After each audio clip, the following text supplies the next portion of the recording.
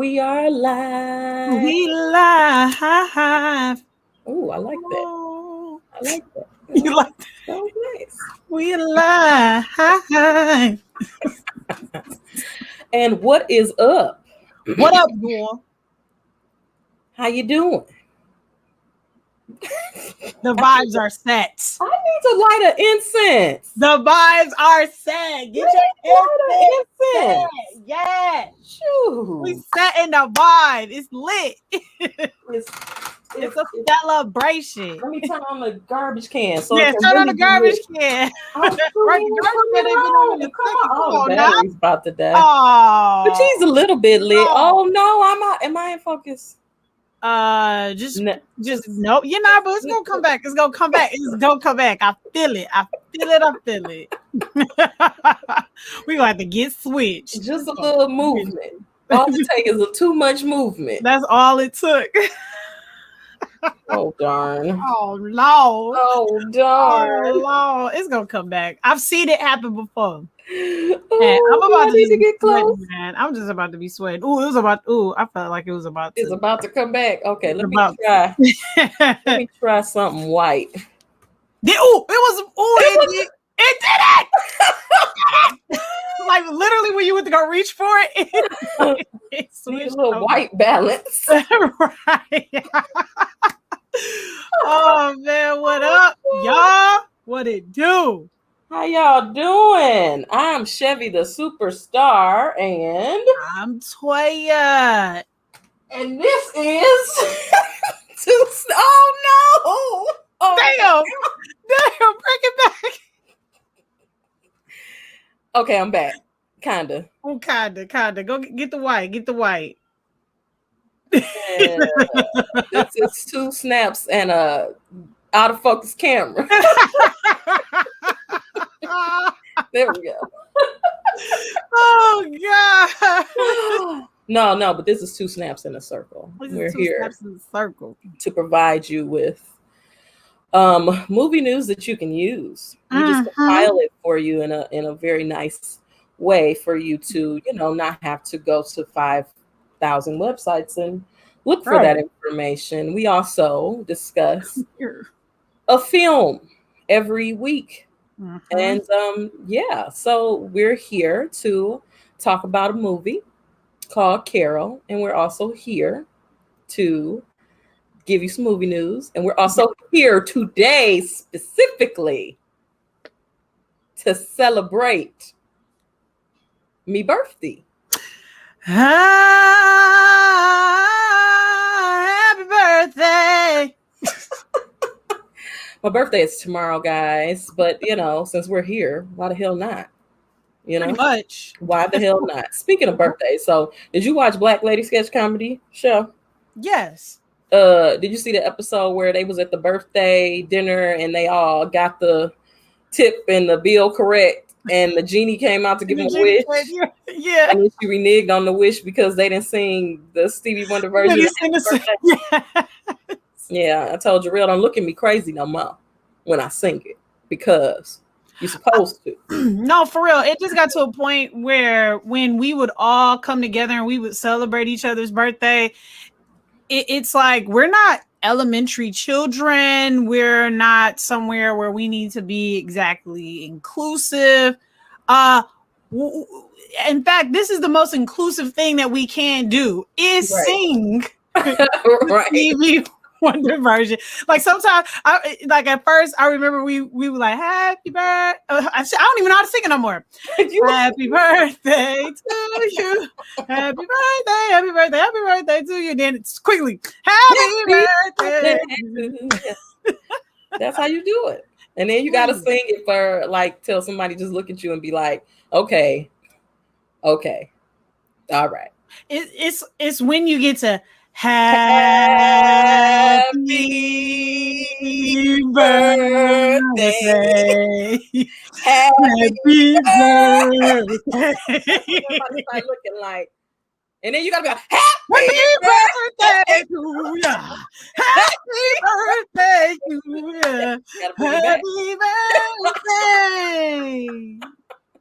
And everybody like, yeah. All right. Okay. Like, yep. So we don't want no more of the chilies. Those, we don't need that anymore. We don't need we don't need the like traditional happy birthday. We only want Stevie Wonder. Yes. We only want that. That's all we want. That's all we will ever want. It's just like how we need to just start singing our national Black anthem. Like, just lift every voice. And it's that's the same too, where it's like, we're gonna do the third verse. Okay. Because by me away, everybody in it sing open up faith has brought everybody be in their bag. That part. They see the rising. Everybody be into it, right? Bruh. I used to be jamming at school. For real, that needs to be the thing. It really does. That needs to be the thing. Oh man, good times. We don't even need to tell y'all how we feel. We feel good. Yeah. We don't even need to get into the pleasantries. As you can see, we're feeling pretty good. Yeah, and it's weird because usually I suffer from a very bad case of birthday blues. Yeah. So I'm happy. That's so good. Tell the people what you're sipping on. What is the? Oh, so I have a nice bootleg Fat Tuesdays drink that I created. Yeah. I have not taken a sip, so I'll take a sip now. Yeah, take a sip. Yeah, I'll take a sip with you. I'm sipping on some rum. Oh wow, this is very delicious.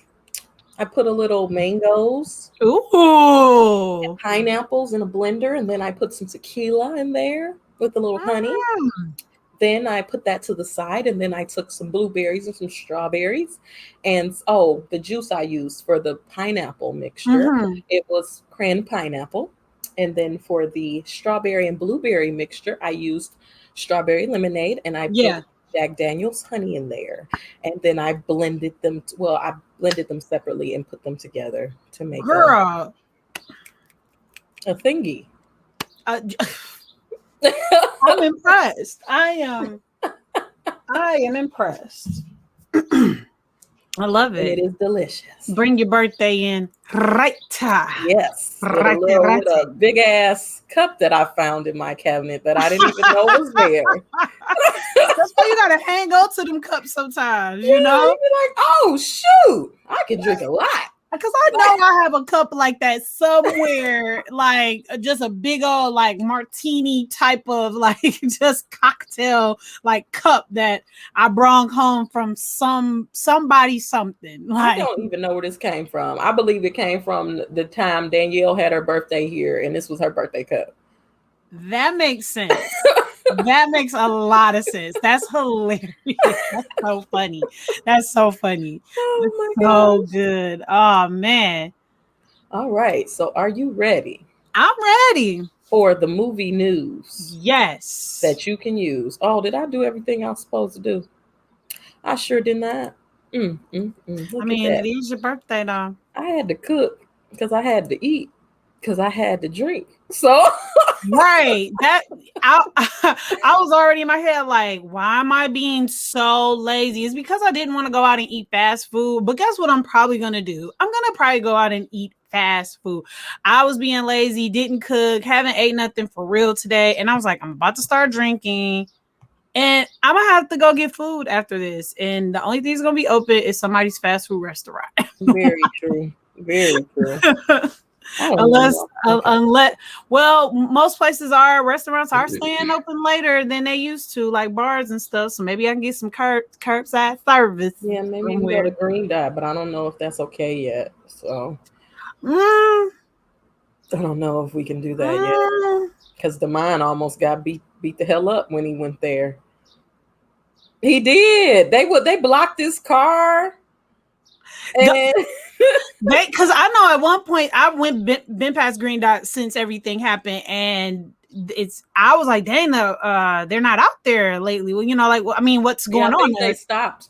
Yeah, I think they stopped for a minute, but they coming back. I refuse to be that black person seen walking into there. Like I just can't be the one. I have to make my own sliders.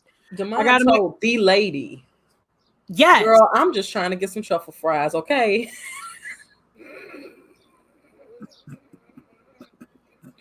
Look, my cousin's visiting for the we got raided. What up, dog? Whoa, it's lit. But look, my cousin, she's coming for the holiday, and I told her, like, no green dot this summer, and she was like, huh, what? And I told her and everything like that, and she was like, it don't have to be our money. I was like, that's a good point. Maybe we can like get some white man to buy. Oh my God. Oh my. She's feeding for the green dot. White man. So if any white man want to buy me and my cousin or my friends food from Green Dot, please hit me up in the DM between comes on Instagram, because I refuse to give them any more of my money. Oh, that's funny. But let them do what they gonna do. I will not patronize them, but if somebody buys me their food, what am I supposed to do about that? You better eat it. There's people starving out here. Because I'm telling you. I ain't had a little Green Dot burger. I was so thankful to have just went to Green Dot literally the day before that woman got fired. I had just went to Green Dot the day before that woman got fired. Lord help us all. Help us all. Need a little apologize, Green Dot. Please donate to a black charity. Please do what the demands of the woman said, because if you do it, you will get people back. Yeah. Because I know that business been hit. Business been hit. Yeah. Probably worse than the pandemic, to be honest. Probably worse than the pandemic. Yeah. Yeah. Whew, Lord. Well, it ain't nothing you can do. Nothing you can do about it. Sorry. Don't be racist. Do better. Do better. Okay. Refocus. Right. All right, guys. Are you ready? I'm ready. Okay. Let me. Ba movie news. Oh yeah. Oh my God, we're gonna be on this live for 3 hours. I already feel right. All right. So Elijah Wood is joining the cast of The Toxic Avenger with Peter Dinklage and someone else. I don't know what that movie is about. I probably could look it up really fast. Let's see. Toxic Avenger. I don't know why I'm saying it like that either. Yeah. Avenger. Tramaville has a monstrous new hero. The Toxic Avenger is born when meek boy Melvin falls into a vat of toxic waste. Oh, he looked wow, bro. Okay. So they're remaking that. It was made originally in what did it do? DJ Stacy J. Sometime. It was made a long time ago. Yeah. Megan Fox is coming back to the movies. She? Come on, my girl. She will be in a film called Till Death, a horror film. I guess they're saying it's kind of like Gerald's Game, but bloody. That's what I'm saying. Okay. So you remember how you got that email last week from HBO and you was like, What the hell is this? And then I got one the next day and I was like, my HBO Max is not connected to this email address. And come to find out, the intern at HBO sent out an integration test email by mistake to everyone who has even ever thought about getting HBO Max. And they sent out an apology. And I guess a lot of jokes on Twitter was that the intern did it, and they basically was like, yes, in fact. In fact, that is exactly what happened. I thought it was a joke, so that's why my reaction is the way it is, because I saw the jokes and I was like, damn, that has to suck. Like, no, it really was an intern. Damn. It really was. Oh, Lord. And they said, and we are working with them, to help them. So did you see the trailer for Pig? It is a movie. No. Starring Nicolas Cage. And he is going to get his pig back. It's a truffle pig, and he's a former chef who is now a man who lives in the wilderness, and he is fighting people to get his pig back. Interesting. Yeah. What up, GFT Radio? Hey, y'all. I mean, I can't see y'all because I got this thing in my face. So, hey, Stacy. Hey, GFT Radio, because I can't see. Okay. What? Snake Eyes trailer looks really good. I would actually go see it. It looks really good. Queen of the South is getting canceled. Aww. They not gonna show the Golden Globes forever. Yeah, it's getting canceled though. I know that might hurt someone's feelings. Damn. The Golden Globes got canceled for next year. Really? Like not the actual awards itself, but the actual telecast of the awards. Okay. Why for? Because of all the issues with the associations, the Associated Press that decides who wins, I guess. They're gonna decide whether or not they're gonna bring it back for 2023. But I thought that was crazy when I saw that on a list of canceled shows. That is pretty wild. You don't hear about stuff like that. Well, yeah. Prodigal Son is canceled. It's with the dude from Masters of Sex. I don't know. It's about a guy whose father is a serial killer, and he is now an investigator, like a police liaison or consultant or something like that, trying to catch other serial killers or whatever. I feel like I've definitely seen. Yeah. Okay. Yeah. All Rise is canceled, starring Detroit native. I think her name is Simone. She was on Luke Cage. She got her arm cut off from Luke Cage. Oh, yeah. Yep. Yeah. There's going to be a Scooby-Doo and Courage the Cowardly Dog crossover show. How, Sway? I don't know. But they're going to do it. So we'll see. We'll see. Some big news that I saw this week was Kenya Burris exited his $100 million deal with Netflix because they wouldn't allow for him to do edgy stuff. He didn't want to do any more blackish issues. He didn't want to do no more issues. No more issues. Nothing ish around here. I think he got a new deal with NBC and Viacom. Well, do what you got to do, brother. Go to where not only the money is, but to where people will allow you to do the things, because it's all green. They all got it. And if you got out the deal, then why not? Hey, good for you. Period. Because usually you don't get out of deals like that. You know what I'm saying? Really don't, and you would be stuck, and now you have to either do what they say or be either way you'd be miserable. Yeah. So Black Widow takes place between Civil War and Infinity War. Really interesting. So I guess that's where she went when everybody was on the lam. When everybody was like, what the hell is Black Widow? Well, shit, they were saying that about a lot of people because everybody had got arrested. We need your damn help. Bitch, you the only one that can help us. Is that the one who got the haircut? Like what? No, that's Captain Marvel, girl. Okay, damn. Scarlett Johansson is Black Widow. Okay.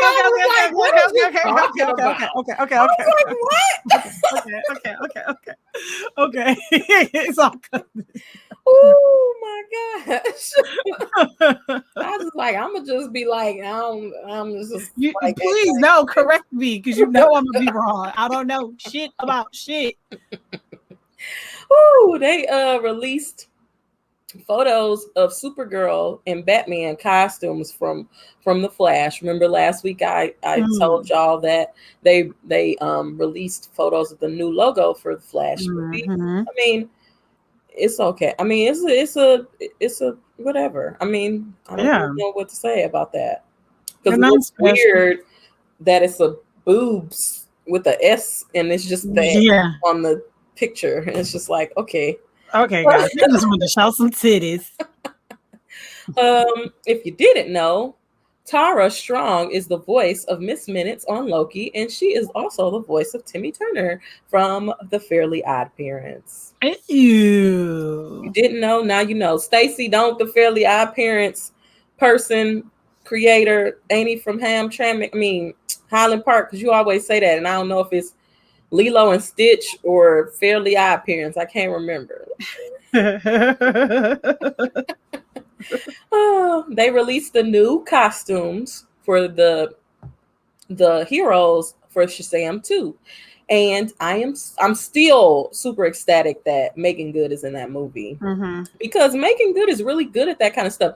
Like, I know a lot of people didn't watch Minority Report, the TV show that came on Fox, but I did, and she was on it, and I love that show. And I was sad that it got canceled because I mean she's a really good actress, and she does well with versatility. And I think I've always thought that she would be great in a superhero movie. So when I went to go see Shazam and the adult version of the little black girl was Megan Good, I got so happy because I was so happy to see her in that movie. And I still am very happy to see that she is in that movie. Yes. What else? A new trailer for Suicide Squad dropped. It looks really good. Yeah, somebody. Hey, what article did I see? They were saying something about the things you missed with the Suicide Squad trailer. Oh, I know what I needed to be paying attention to. Right, that's what I was thinking in my head. Like, well, okay. Oh, so they are from the Highland Park. Oh, the Highland Park 8P. Is it a white person or a black person? Because that drawing style is very interesting to come from Highland Park.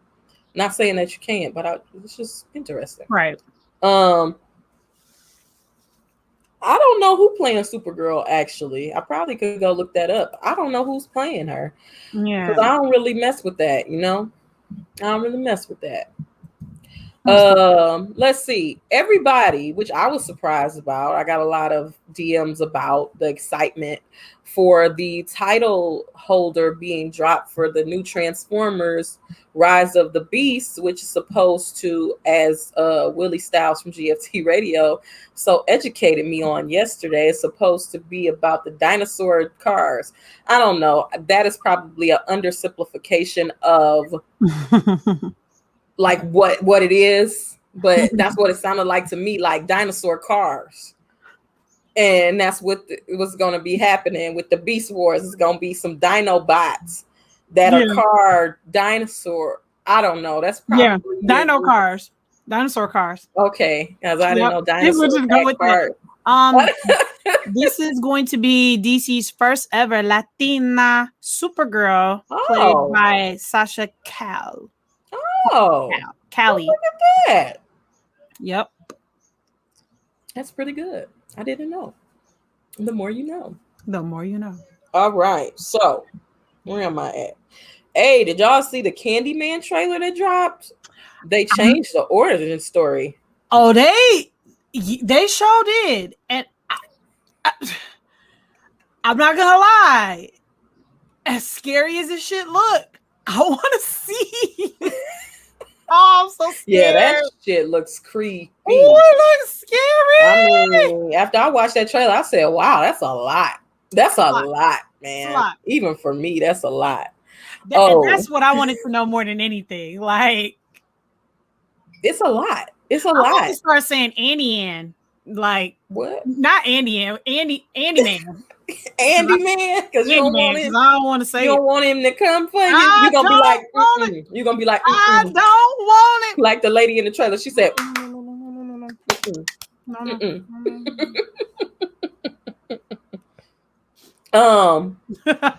So I was wrong about the dinosaur cars.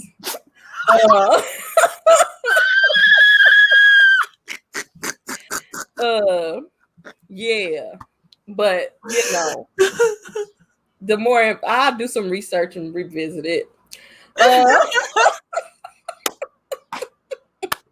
But yeah, so yes, we should rent a theater and do a 2 snaps in a circle Candyman thing. Yep. Yeah, I'm down.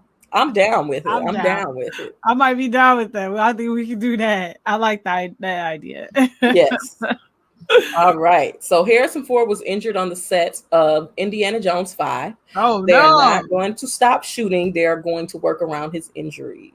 I'm scared for him. He's old. He is. Oh, it's based on Beast Wars mythology from Transformer comics. Thank you. Why they call it Dino Cars? I mean, Dinobots. I think of dinosaurs that either turn into cars or cars that turn into dinosaurs. But it wasn't no cars when dinosaurs was out. So, and where's the beats coming from? Now you got beat. Okay, I'm just stop. Because what I see in my head is not what their intentions are. Period. It's just not what it is. Just let it be. Just let it be. Oh, shoot. So I've been waiting on this for a while because I've been hearing about it since I worked at Disney. But Scarlett Johansson is set to produce and star in a Tower of Terror movie. You do not know, Tower of Terror is a ride at Disney World at MGM Studios. It's been there for years. It's about a haunted hotel, basically. So yeah, I would like to see that. I've never rode the Tower of Terror because I don't like drops. But I mean, if you're into that, I mean, you can go ahead and ride the Tower of Terror and probably it's like one of the most fun rides that's there. Like, okay, have fun. I will. I'll walk through it, but when it's time to get on that ride, I'm going exit stage left because I ain't doing it. Now, when I think about it now, I probably should have did that, but whatever. It ain't going nowhere. That ride will always be there. Oh, well, they did change the one in California Adventures to the Guardians of the Galaxy ride. Oh, okay. So, and now it's a part of the Marvel campus, but it was there before the Marvel campus. Okay. I actually did go through that one because the guy was like, even though you don't want to ride it, you should go look. And it was really cool because it was like the collectors collection. But yeah, I really like that part, but I ain't one riding that ride. What is next? Oh, did you see that trailer for The Harder They Fall today? No, what's that? Today? It is a Western with Black people. Oh, I saw the first like few seconds of it, and I got interrupted by something and I never went back to it, but I kept telling myself, like, I gotta go back to that.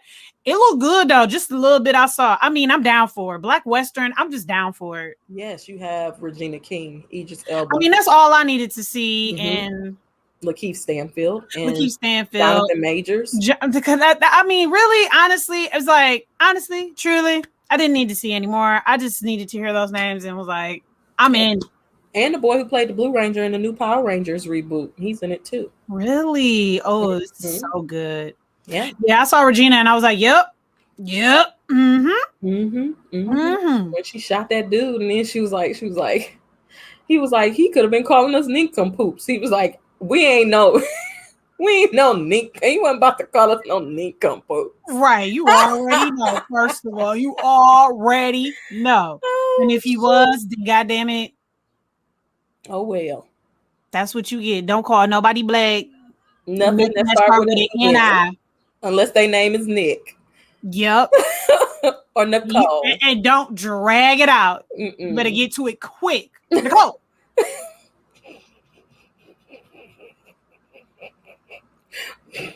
Okay. I want to say Nicholas just cuz. Oh, did you see the, like, I don't know if it was a trailer or a scene from the movie, but because they're coming out with a song, Sing 2? No. Yeah, I like that movie. The first one. I don't believe I've seen that. Little cartoon, American the cartoon Idol. About like the singing animals. It's really good. I never saw that before. It's a good movie. Okay. They're coming out with a Yogi Bear cartoon, and it will be on HBO Max. The trailer dropped for that. Cool. And my final movie news that I received hot off the presses around about 7:30. The Upshaws have been renewed for season 2. Woo! Yay! I haven't watched it yet, but I've seen good things about it and heard great things about it. I need to watch it. Yeah, definitely. I really want to. So guys, that concludes movie news. Yeah. Oh my God, real quick, I watched Knives Out.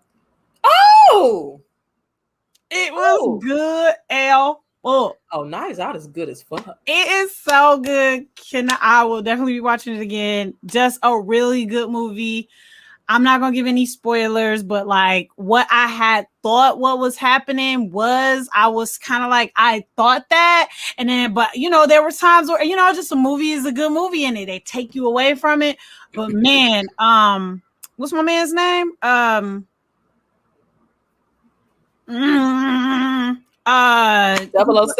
The detective, yes. Daniel Craig? Yes, Daniel Craig. Well, I don't know why it slipped my mind like that. He did a great job. He's a really good actor.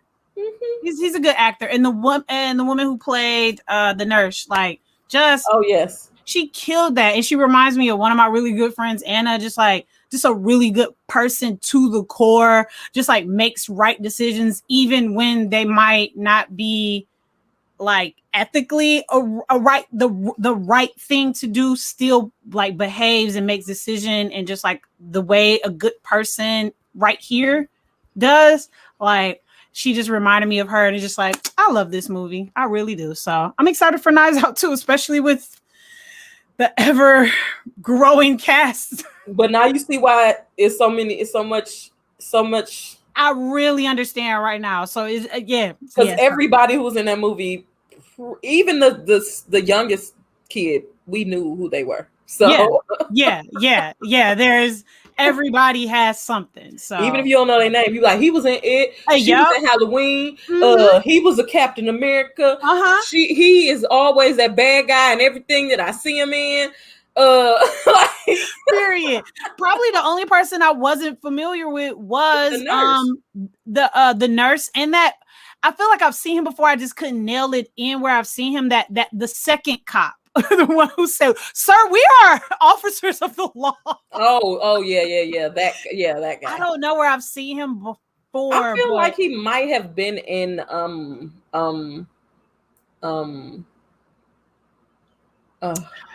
yeah, I can't nail it down. I can't think of the name of the movie. Yeah, it's not Insidious, and it's not The Conjuring. But it's the one with the guy who be taking the souls of the kids, and then they be killing their families. I don't even like the sound of it. Don't like the sound of it. Oh, that movie fucked up. Don't like it. Thank you, Stacy. What does that mean? What is that amount? I don't.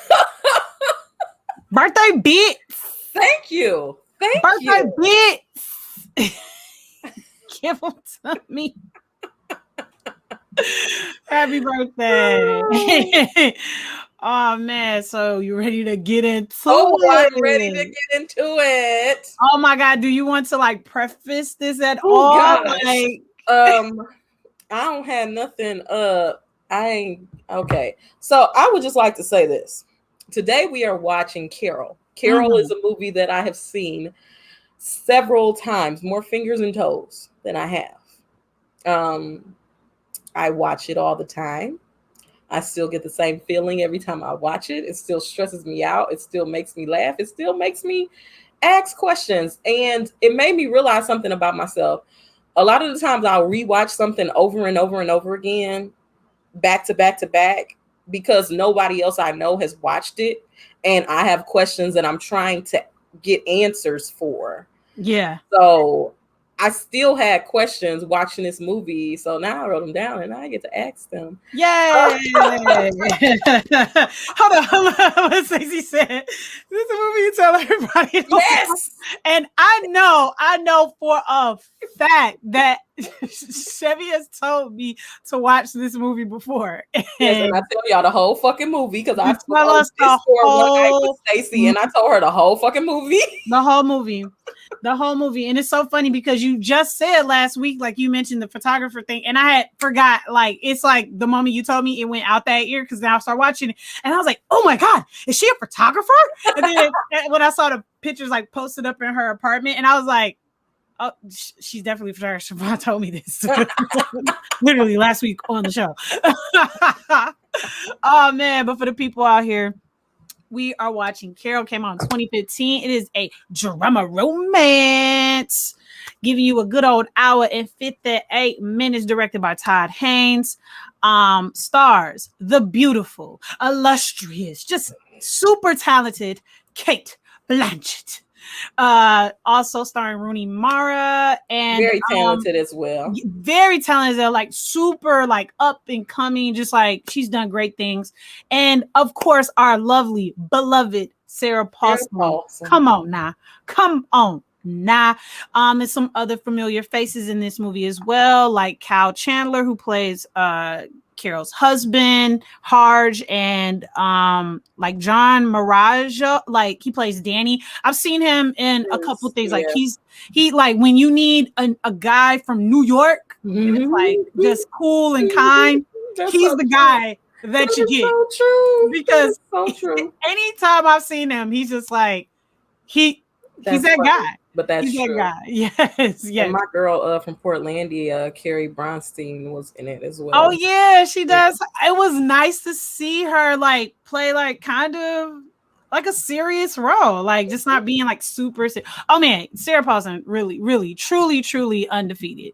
But this film is an inspiring photographer develops an intimate relationship with an older woman set in the 1950s of New York. This movie is ending our tribute to Pride Month. It is like one of those movies that's like definitely ranked high in movies that you should see to celebrate and or just like if you want to see a movie centered around LGBT plus. And yeah, it really backs up everything that's ever been said about it, not only online from people, but obviously from our amazing host. Chevy. It's a great movie. Everything she's ever said about this film. And I think it won an Oscar for Best Cinematography, and it was nominated for like 9 Oscars. Yes, yep, nominated for 6 Oscars. Okay, I'm sorry. Man, has showing 77 wins and 254 nominations. Like, my God, they got nominated for Best Performance for leading role, supporting role for Rooney, Best Writing, cinematography, costume design, and the music as well. Screen Actors Guild, just so many other, just even Best Picture 8th place for the African American Film Critics Association. Like, just everybody fucked with this movie. Like ASCAP, like everybody fucked with this movie. And I was watching interviews, and I heard Cate Blanchett say something about like low budget or like, and I think it was like $11 million. Yeah, and that was so wild to me because it just was so done so beautifully. And they said that they filmed most of this in like Cincinnati, Ohio, which was crazy to me as well. But they did an amazing job with this film, and like I guess let's get into it. Like, so where do you want to start? Like, do we just at the beginning? At the beginning, which I absolutely love. I think I said this last week that I just love when movies start you off at the end. But you don't realize it's the end until the end. You don't realize it's the end until it's the end. You don't realize the beginning of the film is the end of the film until the moment clicks. And then you're like, oh, shit. So you have a guy like they're just it's so beautiful. It's so done so beautifully. It's done so beautifully. They set the scene. You're in, like Manhattan, New York. It's the 50s. They letting you know. You get it. Nothing feels off. This is the real deal, Holyfield. Man walks in, classic trench coat, newspaper boy hat type vibes, or like, I don't know what that hat is called. Anyways, gets the double at the bar. He's checking the scene. He sees somebody. Of course, we see Carol. And then we're like, oh, maybe that's who he's zeroing in on because that's who he recognized. And I'm like, oh, shit, somebody got to get in trouble. Or like, I'm like, who about to get caught up? Who about to get caught up? He walk up on him and he says, he was so rude. He just popped in. I was wondering, Therese! Is that you, Therese? Girl, what up, Therese? All loud as shit. Yeah, like. First of all, he walked over there hella slow, like, is that Therese? Is that Therese? That's Therese. Now let me yell her name. Therese came over, just talking to her. You coming to the party tonight? Oh, my bad.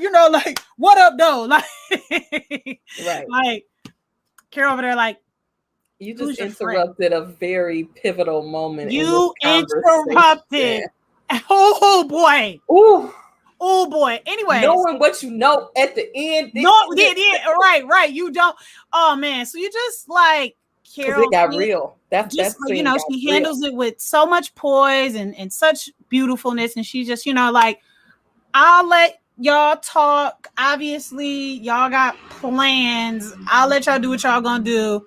Hand on the shoulder. Hit her with the shoulder. Hit her with the shoulder. Hit her with the and you shoulder. Just even in the beginning, you felt that because of her facial expression and yes, because you just seen her like and what they did so conveniently is they showed you her facial expression from behind, so it was like her profile to the hand on the shoulder. Right, like camera in the back. In the end, they show you from the front and the reaction after. But when that hand landed, we see the first moment that they ever locked eyes. Well, the first moment that Therese locks eyes onto Carol at the shop. Let's just call it Macy's, because in my eyes. Any store, Hudson's, Hudson service merchandise. They were all Hudson. They were all Macy's. I don't know why, but because to this day, like Macy's is the only store that kind of still has like that. I mean, of course, like you got JCPenney's and stuff like that, but it's only Macy's that still just locks on to that same shop feel. You know what I'm saying? Yeah, but I love that though, because like you wake up, you see her life, you see her house, and you like, damn, is this the same person? Like, ooh, like she living wrong. Like she living oh my god! When she went, like literally, her hair's like all over her head because she has short hair, and it's just like all her hair is all over her head, and then she like wakes up and she's just like the heat is off. Heat is off, because at first I'm like, damn, she cooking that quick? Like she was hungry. It's like, oh, she trying to warm up the house. And like she living. Yeah, you're introduced to her home. You see the photos. Like you're just like, dang, she studio life, New York. Right. You meet Richard. You see her go to work. You know what I'm saying? You trying to figure out everything. So now that I've seen this movie so many times, I know this little stupid stuff. Like the actor who was the security guard, who was giving them the hats. It was like he did such a good job because he had to keep saying compliments for the season from the management. I thought that was so funny, but it was so good though, because after about like I'm listening to Richard, because first of all, you see, when he's complimenting her and saying like, I can't believe you wake up like that. I'm instantly like, oh yeah, this guy's infatuated with her. Because I cannot figure out if they're boyfriend and girlfriend just yet. And then I'm like, maybe they're coworkers, maybe they're just friends. Like, maybe, because obviously I know that this intimate relationship is going to happen. So I'm thinking in my head, like maybe she's never been into men, whatever. Right. But then when I'm trying to listen to their conversation and you constantly hear that in the background, you're like, oh, they're going to work together. Right. They know each other. And he asked her to go on a trip. Yep. With him, but she. Oh man, baby girl was you talking about finessing, talking about curving, like she was the finesse curve queen because she really was able to him. Yeah, at least to him. At least to him. Because she was able to just like, I'm cold. I don't want to talk about it. Like she curved him. We going to work. I don't want to talk about it. And I guess that's why it was so hard to determine what their relationship was when you first watch it, because he's so into her. He asking her all these questions. He complimenting her, and never did she compliment him. Never did she. This damn fly. Never did she compliment him. Never did she show interest in him, even though it seemed like they were like an item. Yeah, totally. And so, yeah, like as we're getting through the rigmarole of all of that, he kisses her goodbye, got to open up the floor. And we see that she's not it's not that she's not excited about she's not really excited about her job. I mean, and they can't stand her ass. She's just a shop girl. You can already tell her, yes, her manager just like don't like her. And she's like, yeah, like bitch. Because it's Christmas season, so they're all wearing these Santa Claus hats. That is courtesy of management, right? Compliments of management. Like this is some fucking favor or something. Like you gotta wear it. But you gotta wear it. Literally, thank you, GFT Radio. Happy birthday, Shiver. Thank you. So yeah, so we see it's not that she's like miserable. It's not. I wouldn't say. Yeah, it's hard to put my finger on it. It's just that we know that this doesn't bring any general happiness to her. Right. Like she's just unsure about a lot of things, or she's just like even keel, like just right there, neutral in the middle, not extremely happy, but not exactly like depressed or sad. You know what I'm saying? And so, but man, you see something come literally over her when she locks eyes on to Carol. Carol's just across the way doing what rich white women usually do in places like that. Looked perfect. Yeah, perfect. Like she looked perfect. Baby girl looked perfect with the, I don't know what the hairstyle is called. Yeah, but that like pinned with pin curl. Yeah, pin curled. It's blonde. Her makeup is just like, I would say nude. Yeah, it's just perfect. Nails perfect. She got on a mint. Like it's just like, damn, bitch. You know what I'm saying? It's like it's definitely like admiration where it's like, okay, all right. I see you put on your bad bitch apparel today to step into the building, and they lock eyes. And the only thing that interrupts it is that there is a woman who's like, my young child needs to pee. Please, can you tell me where the bathroom is? But didn't you love how they did that? They did it from like a first person eye view. So when it is like a job, like it's really like that's how it would be when you staring off into the distance, and then somebody like, abruptly like okay, like my bad, into your focus. Yep, I was tripping. Yeah, like ooh, what come on today? I love you, Juwanna Man. Like, does that make me a man? For real. One of them moments, like what? For real. What am I doing? So, it happens, but of course, like Therese pops back into the real world and realizes that she has a job to do, and she sends a woman off on her way to the bathroom. But we know Carol, being the smooth operator that she is. Wasn't she? She just wasn't she? Yeah. I'm telling you, my favorite, the biggest smooth operator. It's a tie between the way that she pushed the suitcase with the camera in it, and the way that she told her to smell her perfume, and she came right up in the it wasn't the perfume that she already owns and has and knows how it smells. Smell this. Put your lips and your nose and your whole face right into my beautiful neck. No, but what about stand behind and hit her with both hands on the shoulder? Ooh! Just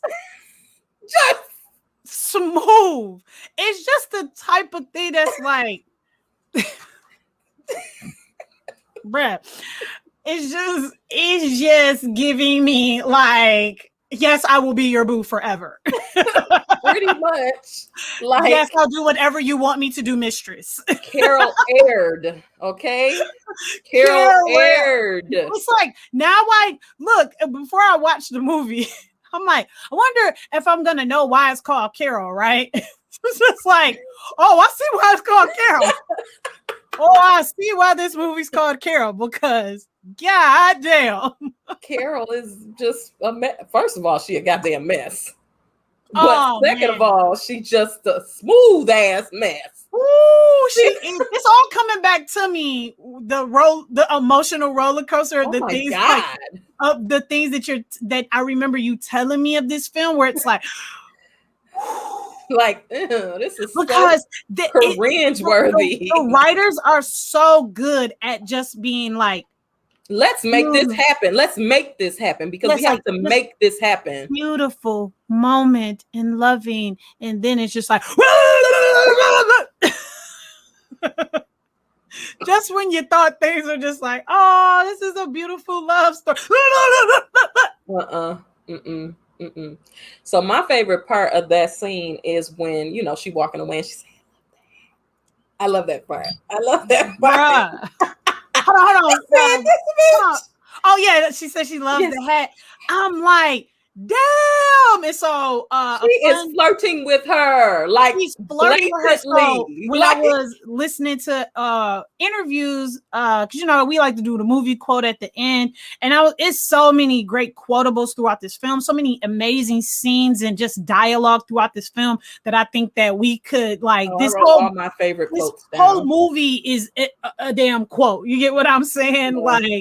I wrote all my favorite things that. Yes, and we're gonna go over every single one. But what I loved Cate Blanchett had zeroed in on was how during the 50s there wasn't much language anyway or period for she was saying just like even heterosexual relationships. So that there was no language for two women, and we're talking about verbal and nonverbal, to actually you know what I'm saying? Like to flirt with one another. So to see that nuance and those small moments, and as she said, like just the female gaze, it was those things that just really settled in, where it's like, man, this is what it feels like to have a crush, to be in love, to want to just be around somebody every waking moment. This is what it feels like, and not know why though. And not know why. Yeah, and so it was this moment that Cate Blanchett says, what did she say? She said she didn't even know what I think she's speaking of Rooney Mara's character, Therese, is she didn't even know what she felt for Carol was love, because she was a woman. She had no experience of that. So you witness someone almost learning how to walk. But just when Therese starts to reform herself in a mature way, Therese starts to be the one who's actually remote. And it's a terrible moment, where when you think about that, right? But that's what makes this a truly deeply romantic film, she thinks. And it's like, damn, man, I can listen to that woman speak about nothing, because her voice is great. She's extremely intelligent and she knows what the hell she's talking about. Like, I just love that. I love when somebody. Blanchett is She's the shit. And I'm just so mad I've been sleeping on her so heavily. Like, I'm just mad at this. I literally but I'm put up on game now. Just took a deep dive and watched everything she ever made, even her like one woman show movie where she played like 10 or 15 different characters, and it was like short monologues. Like, that's cold. I love everything she did from the moment I saw her in Lord of the Rings until right the fuck now. There is nothing you can tell me about. She can do no wrong.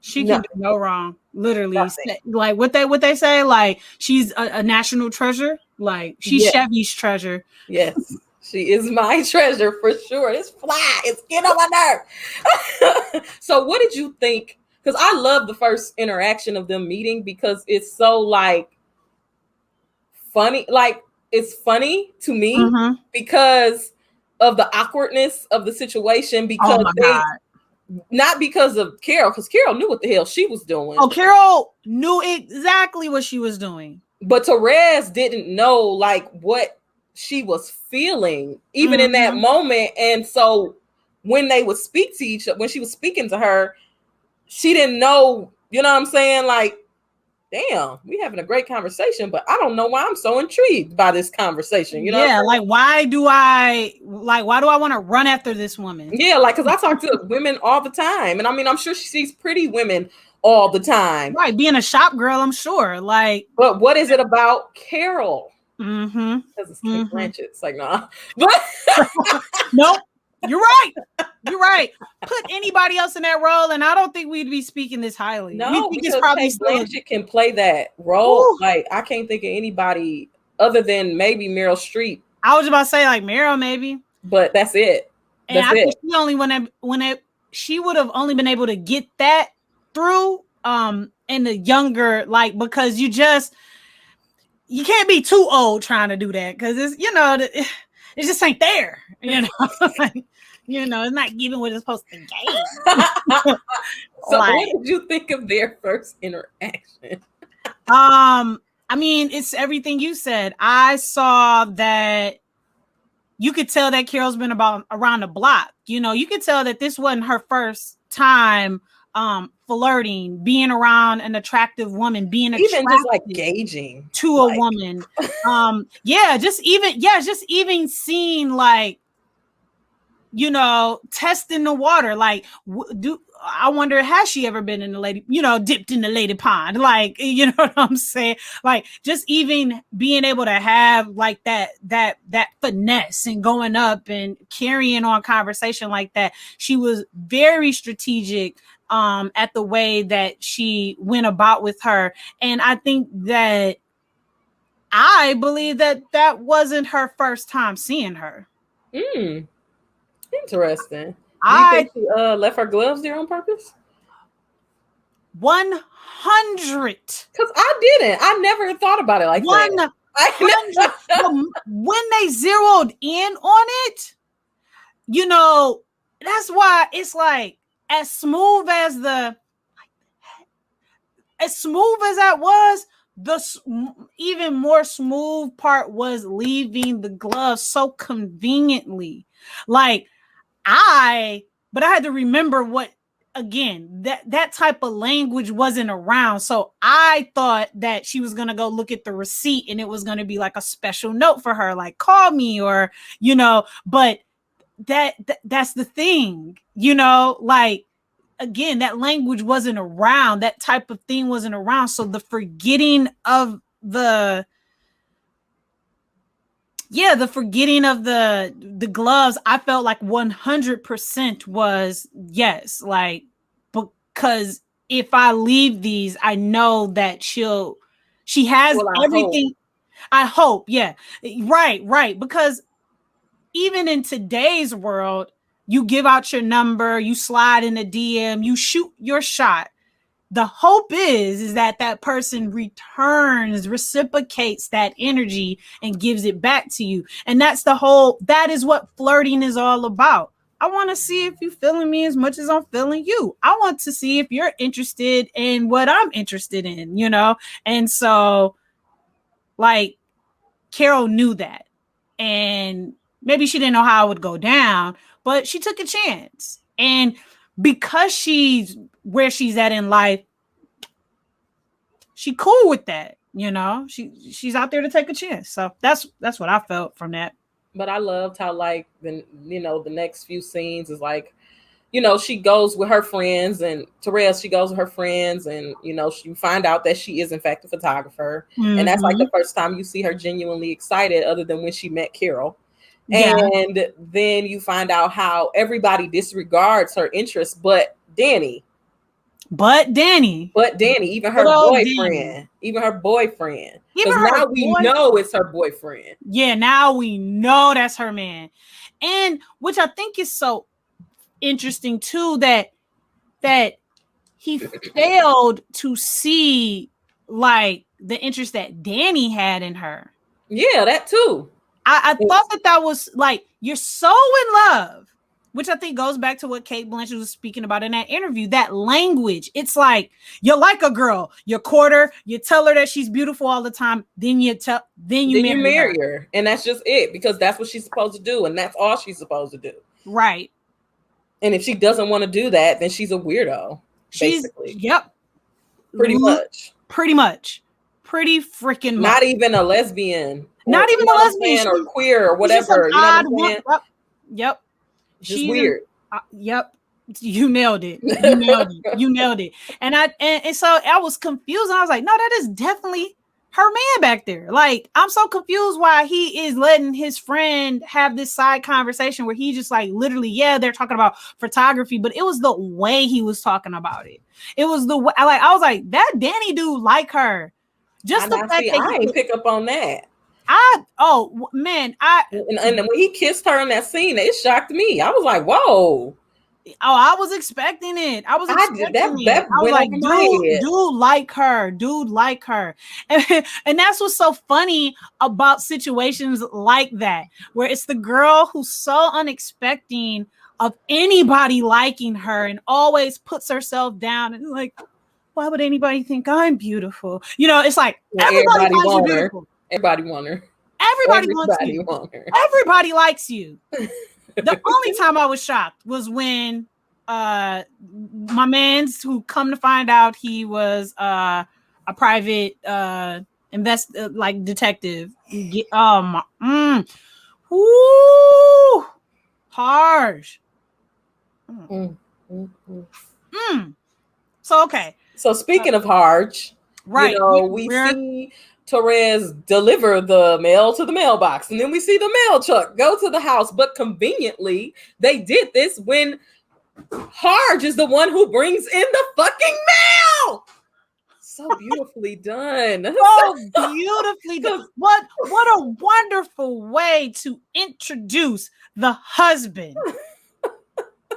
What a beautiful way to introduce the life that she has. Yeah. Because it was great, because you're like, oh shit, she's rich, married, she rich, she's married, her husband and her separated. They're separated. She loves her kid though. Yeah, she has a kid, and her maid does not like her because it's the maid that has been, or nanny or whatever, who has been taking care of his family their whole lives. Yeah. So she's basically a spy. Oh, literally. So I don't like her. I don't even know what her name is, but I don't like her. We don't need to know. Her and Harge arguing. Mm-hmm. And she called, Therese. You see the obsession setting in, because now she's going to, because keep in mind, it's Christmas, you know what I'm saying? It's Christmas time. So you see Therese going to the shipping department to make sure that Carol received the train, and you're seeing the obsession, because watching this from the first time, you're like, girl, like, relax. Right. Like, you're not getting commission on this. Right, because you got a boyfriend though. You know what I'm saying? You're trying to not look at it for the story that it is. You're trying to look at it for the story that you're watching. So you're saying, well, girl, you got a boyfriend. Why are you tripping over Carol? Mm-hmm. You don't even know. Because my whole thing was, you don't even know this lady.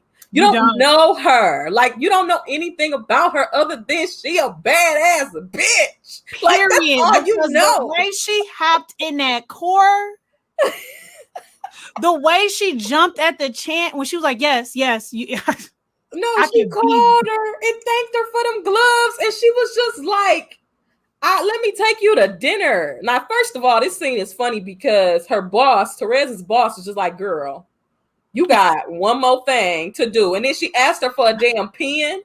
And it was just like, oh my God, she is going to lose her job messing around with Carol. She really is. You got a pen? Oh, yeah. So she agrees to go to lunch with Carol, a woman that she doesn't know, doesn't know if she has anything in common with.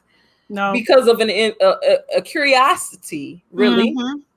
And then we get to learn more about both of them a little bit. And it's a very interesting scene because we realize that Therez is not a whole person. You know what I'm saying? She's intimidated, but also infatuated with Carol.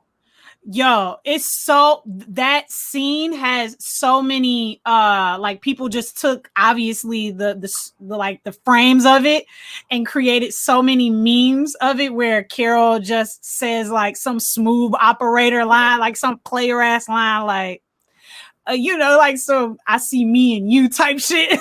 Like, cause that's what happens. You see this exchange at that moment, but there's moments also too with Carol that you notice, like she's despondent, like she's literally, she got some shit going on, but she's also messy, and she is. I'm the HBIC in here. I thought it was so rude that she ordered soon as she sat down. She was late. And she ordered as soon as she sat down. She did not give the girl a chance to even look over the menu, knowing that she had never been there, because she told her on the phone that she had never been there, to basically take control of the situation before. Yeah, that's such a good point. It took a minute for, like, I had to literally get to know Carol before Carol's an asshole, okay? She was giving me villain vibes. She's an asshole. She started to give me villain vibes where I'm like, is this what she does? Like, does she just peruse and catch little youngins out? Like, because I mean, I'm not saying that's what she does, but but it started to give me that feeling where I was like, is she just turning her out for fun? Like, because I'm still trying to catch on to what this story will actually be.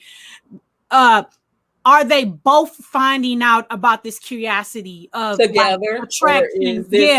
Yes. I mean, quickly I find out that Carol's been around the block before. You know what I'm saying? And then I'm starting to think like, damn, is it just, is she going to be surprised by Therez, where Therez just kind of hits her with the, like, I'm somebody worth, like, just not sleeping with. I'm somebody worth loving. And, I'm, trying to play my, ooh, I know what's about to happen, moment. Right. And that was the scene where I was like, oh yeah, I don't like Carol too much. I mean, from that scene moving I wasn't forward, you kind of know that whatever happens, because we've met Harj, we know that they're separated. We know that the maid doesn't care for her. We know that she doesn't have custody of her daughter. We see all of this mess, right? And then we see her trying to court this girl who we know never been with a woman. We know she don't even know how to order her own food. She don't know. She's smoking a cigarette and drinking a martini, but she was just drinking a beer the night before. You know what I'm saying? We know she is a fresh fish out of water, and Carol is about to either eat her alive or wrap her up in her bullshit. And either way it goes, it's bold. Either way it goes, it's bold, because this girl is gonna catch feelings, bro, and then she's gonna be looking stupid. Yep. And I love Carol, but she was a messy bitch. She was messy as hell. And you know what? It's so funny because I really had forgot how messy she was, and I really got caught up in the I got caught up in the love. I got caught up. Yes, I got caught up in the love. Shit, I was Therese. Like, I would have. Yup. I see it, girl. I understand why. I got caught up in the sob story. You know, a little bit of like, oh, you know, she just want to be gay. Let her be gay. Damn, you know, like, damn. Hey, well, she just can't. She is trying to let you go, Harsh. She's trying, you know, but you're so right. She is. Oh, because messy. I forgot. When we met Harj, we also hear about Abby. Oh. And then that's when I'm like, I knew it. I knew this wasn't her first time messing with no woman and rolling up on no woman. I knew it. And then it's like, then she's like, she said, what did she said? That was before you, right? Right. But we also find out that Harj knows about her lifestyle. Bruh. So now I'm like, oh, you wrong. Yeah. So that's why that whole scene is so messed up, because this is where it got weird and creepy to me. Like, okay, so you meet Therese, y'all have dinner, you find out her name is not Teresa, it's Therese. You find out things about her. Which was so cold. I love that. Like, that name is. I love how she say her name. She said Therese Belivet. And Belivet. Oh, and then she was like, "You are a strange girl," because she asked her to come to her house. She was like, "You wanna? What do you do on Sundays?" And she's like, "Nothing." I believe Sunday was Christmas Eve. Keep that in mind. But it definitely was. You want to come to my house in New Jersey? No, literally, bro. Like, because any other person's reaction would be like, no. Well, I don't usually do anything even if my answer is I don't usually do anything on Sunday, but Sunday is Christmas Eve. Like, I'm going to be with friends and family, right? Like, I'm going to be with my freaking boyfriend because he's probably going to invite me out. Yeah. But again, so mesmerized by this woman that I don't even think it's I think curiosity is what it was. She was so curious. And not only that, every time I watched this movie, I thought about, like, where's her family? Where's Therese's family? I did. She had no family out there. I don't know what she went out there for. Maybe she tried to do photography and it didn't work out for her. And, you know, she got a job at the store and, you know, she's away from her family and she met Richard and his friends, and she just kind of settled in this life that she didn't envision for herself. But she didn't have anyone, and she didn't have a genuine connection to Richard. But she meets this woman that she doesn't know, and she feels like there is some type of connection here that I need to explore for whatever reason. I don't know, because what's homosexuality in the 50s? Right. You know what I'm saying? But I love how she calls her strange, and then she says, Therese Belivet flung out of space. I love it's such a good line. It's such a good line. And so like, that happens, and now she going to New Jersey Sunday. And if anybody knows, like, we all know that New Jersey is not a hop, skip, and a jump away from New York, especially the city. That's why people who are out in Jersey say, like, I'm going into the city, because you have to travel far, either by train or car or bus, to get into the city. Typically, that is where rich folk are, because, I mean, not saying that rich people don't live in the city, but because we know how dense New York is, it's high rises, Manhattan, where all the rich people stay, but ain't no mansions and all of that. That version is out in Jersey, you know? And, you know, she even tells her, like, out in the country, you know what I'm saying? Like, there's not much to do, but sit in my big ass house. Right. And be rich. Yo, it's like, and what did you think of the moment when Therese gets out of the car and her daughter comes out? And is it this moment of being like, damn, I thought me and you was gonna hang out? I thought this bitch is messy. Like, how but see, that's the thing about, like, being undercover. You know what I'm saying? You can make it be what you want it to be, and you can rationalize it however you want to. Now, if that was another man, you would have never let your child be around your man, your dude that you was talking to. But at that time, I'm undercover, and she's just the shop girl. She's a woman. I mean, we're just friends. It's irrational to think that we're doing something more than this so she can be around my kid. Versus like, let me not be a messy bitch, because my intentions is I do want to have sex with this woman. So if I want to have sex with someone, I should not have them around my child, because my husband, who knows that I like women, if he catch me, I'm fucked. And that's why bruh man flipped. He flipped out. He just straight up said, how do you know my wife? How do you know my wife? And her retort was, she brought me my gloves back. She works at the store. She met. I can't even say it, because that's how bad it is. I got my gloves back, and I brought her here to say thank you. It's like this Carol is like one or two things: messy or smooth as hell. It ain't no in between. Ain't no in between. But she was smooth everywhere until Harge came in the room.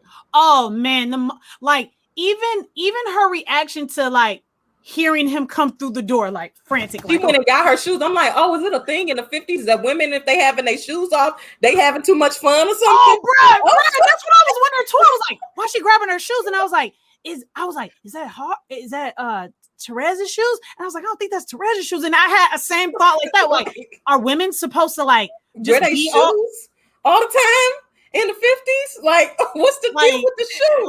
Why?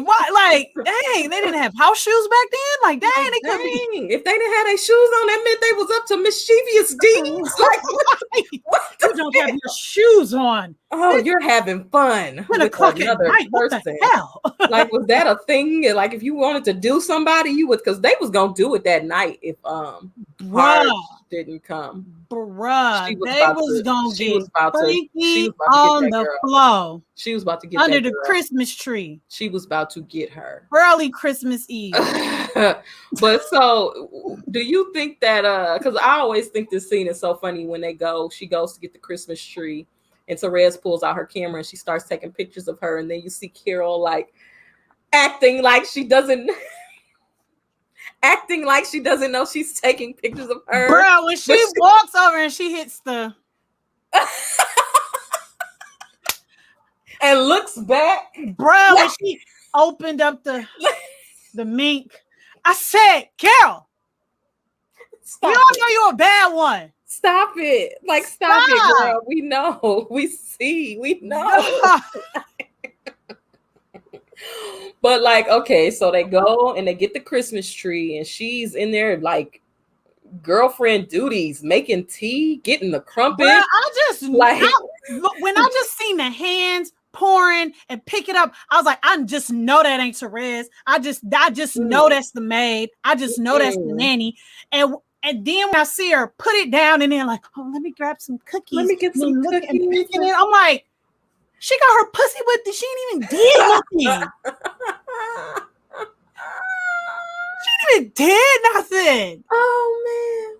Then she, you know, they chilling, listening to records. Oh, that's what she pulled that's what she pulled one of her first little physical touch moves. Like, because it was a lot of moves. It was a lot of, I'm gonna keep saying it, smooth operator, because that's all I got. I was just like, that is a smooth ass woman right there. When she came behind her and put them hands on her shoulders. When she was on the piano.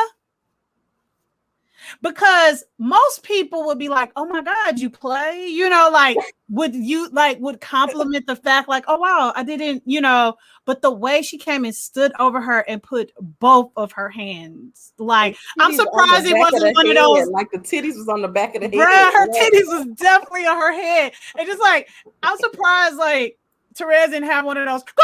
Like when she like out of like note, like she did just stop. I mean, she did just like he just froze like. But I feel like that's another thing they did good in that movie. I don't care what you like. Period. Those moments of pure like just sexual tension were felt everywhere for everyone. Bro, for everybody.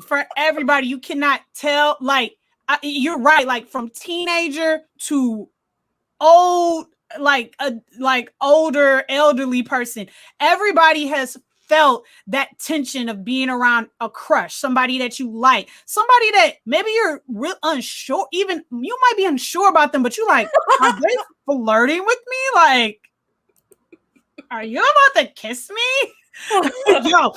yo, the boob, and low key, being a woman with boobs, I have kind of like that's a move, bro. Like that is a move. Brushing your titties across an arm. That's like, a move. Like hugging like this and pushing the boobs up against the chest. Like that is a move, my nigga. Yeah, she was definitely putting on a move. Yeah. Like, and when I saw it, I was just like, oh, your daughter is upstairs. I was just like, it is like, you know what? I didn't because it was my first time watching this. I didn't know that Harge was going to show up. I'll be honest. I didn't think that she was going to like flip the script. Yeah, push her. Like if he never came, I didn't think that they would have went there because I thought that maybe would have been still too very early for yeah. But she ain't had nowhere to go though. No, not in no like trapper, like sexual predator type of way, but like it was enough space and room and opportunity for her to think about it. Maybe if like they weren't, you know what I'm saying? Like if she tried to like pull a move on her at the dinner or like get close to her at the dinner, but being in her home, in her house, I think she had more than enough like to pull that off. Now that I think about it, like that's funny. He's funny. Yeah, funny. Hold on, what? He right. He ain't wrong. He ain't wrong. He's not. You are not. No lie. But you know they had them bras back in the day that made you go. The cold ones. Yeah, the pointy titties. It doesn't matter what age you was. Everybody had them. So true. That's hilarious. So Harge come home and Carol freaking out, and now it has turned from a like, oh, they about to get it on to like, well, maybe not even get it on, but oh shit. First, if you didn't know what it was before, you know what it is now. You know what I'm saying? Period. Almost made you feel like, has she done this before? Has she brung women home before where he was like, the hell? Yeah. You know? Yes. It was moments where, you know, as we get through the film, where I'm like, is he exaggerating? He's stupid to still be pushing this on her. Like he's a dummy to what else was he gonna do? But what else is he going to do when Carol is a bad bitch?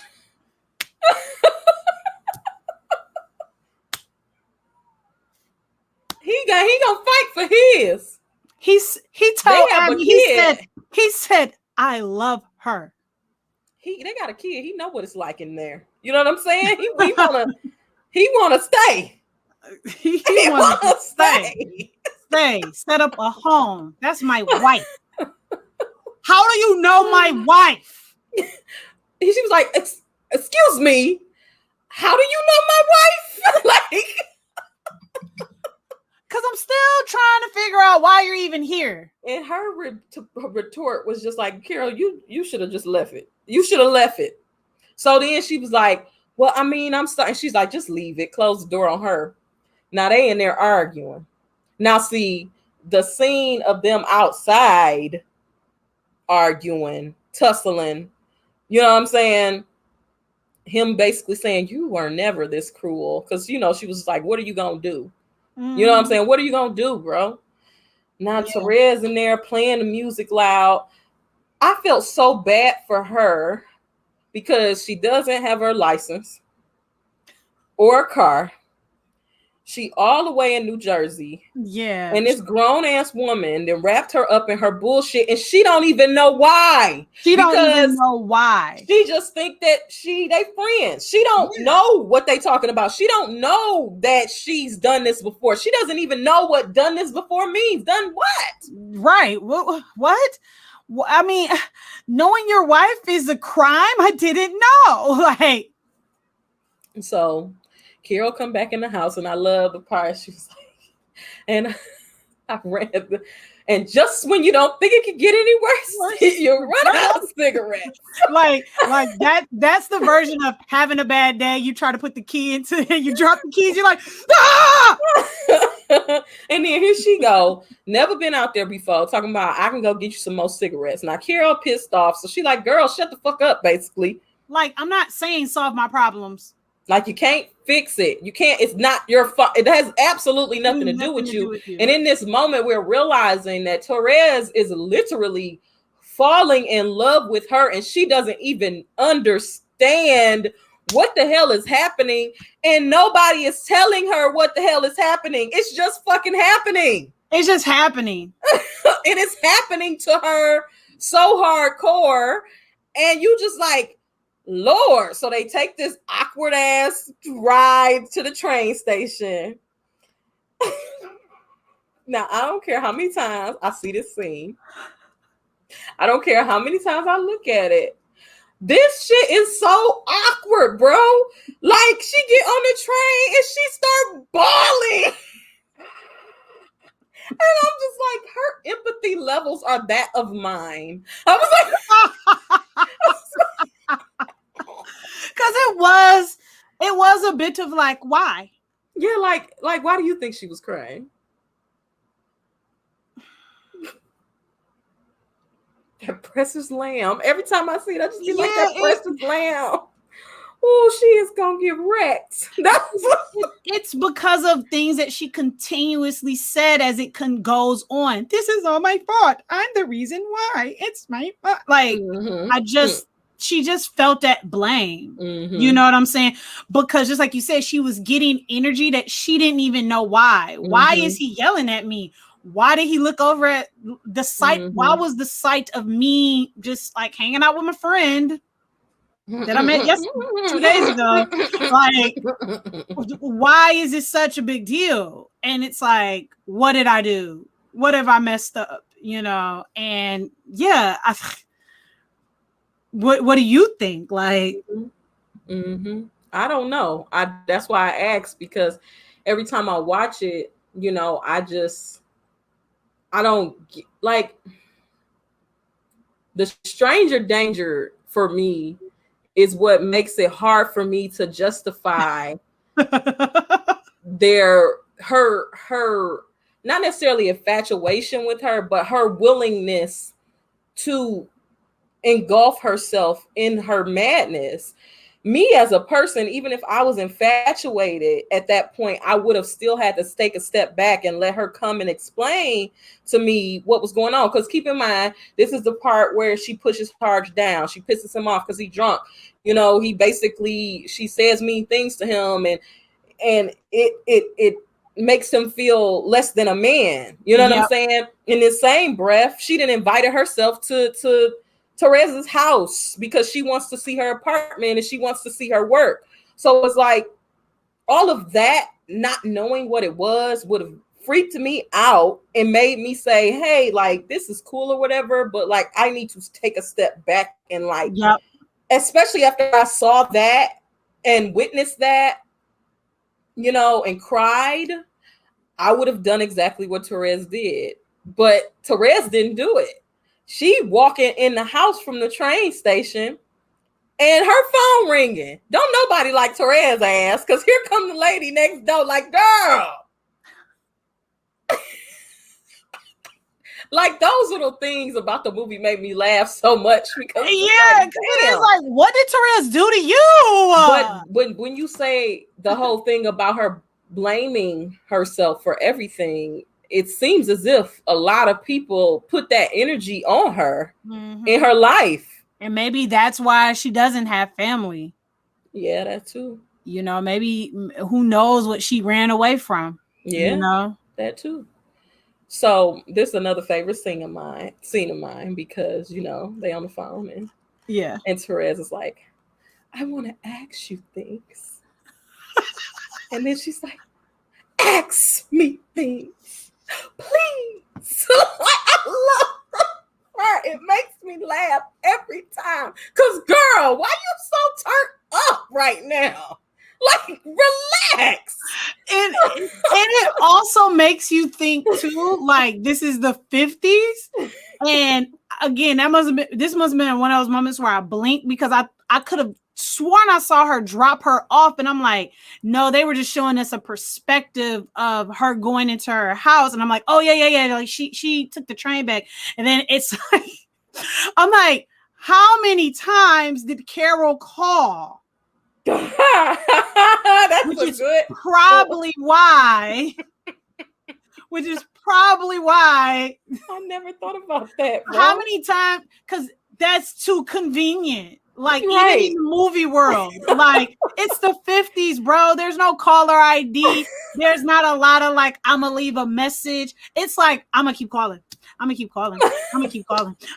Like, because she knew she messed up. Like, ask me things, please. I was like, girl, y'all just met each other. Y'all need to relax, bro. Yes. Like, I think like Wikipedia or one of the websites described it as a fast bond. That's that's the U-Haul truck for that time. Like, ooh. You know the ongoing like joke about lesbians is that they in relationships they move super fast, and I was like, bro, this is a clear like representation of that. Like, is that where this originates from? Man, like, God damn. But yeah, she had to have called multiple times for that. Like, yes, but for sure, you're right. That was like, it wasn't infatuation, it wasn't obsession until the boyfriend is like, bitch, I've been asking you about this Europe trip and you've been spinning me like a topsy-turvy.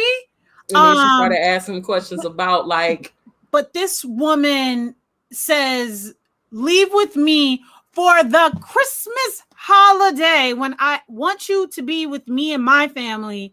And you like, yes. And you say yes. No questions. No questions asked.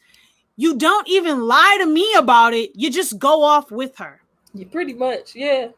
I mean, but I also thought the conversation that her and Richard had about same-sex relationships was interesting. It was. To get the perspective of like the gauge of what people thought of that at that time. And I mean, it wasn't a thought. And if it was a thought, it was like, it was known. It was a thing that people did. And it's what he said. It's something in the background that got them all messed up. Yeah. To be that way. Yep. It could be a array of things, but we know that it's never just a feeling. It's never just a thing. You messed up somewhere. Somebody messed you up here. Somebody messed with you down there. It's something weird going on with you to feel that way. But also you find out that Therese is a virgin as well. Yeah. And then you like, oh no. And Carol's gonna wreck her, bro. Like, she's gonna wreck her. Because the way she said go all the way was like, because I've been waiting for somebody to do something down there for me, and it ain't happened yet. And I'm not going to let it be you, because I don't want it from you. I don't want it from you. I'll be honest, I didn't get that part. The part that I definitely got was, for sure, she was ready for something to happen down there.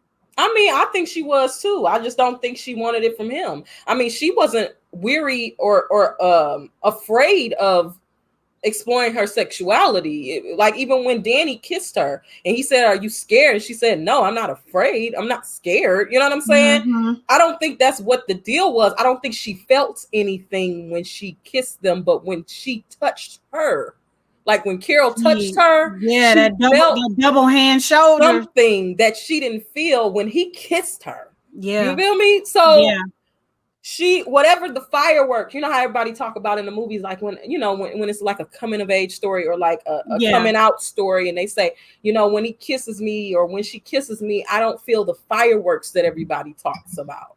Yeah. Obviously, she didn't feel the fireworks, and that's why she didn't give it up. You know what I'm saying? Because she didn't feel the fireworks, and she didn't want to do that, because I'm sure back then giving it up was a lot, much of a bigger deal. You know what I'm saying? Had to be. I mean, even it sounds like that's the way he was holding it. Like, girl, I'm telling you, I love you before I even have sex, and I want to marry you before I even have sex with you. What else more do you want from me? And I guess that's why I was like thinking that it was less of her thinking that it was, I don't know. I felt like she was interested in something. But you're right. Maybe it wasn't just necessarily with him. And I think that that's what she was finding out in that moment as well. Yeah. And I think that what it was too. And she didn't. Because the way she said no, because he's like, okay, you're asking me all of this stuff. Like, and he was like, do you like a girl? And she was like, no. But no, he said, are you in love with a girl? And she said, no. I'm just asking you questions. Get off my back, man. Right.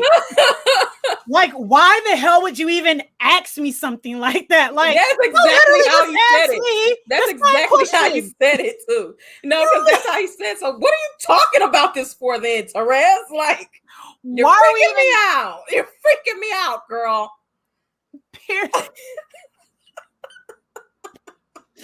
Oh my God. Her no was like, no. No.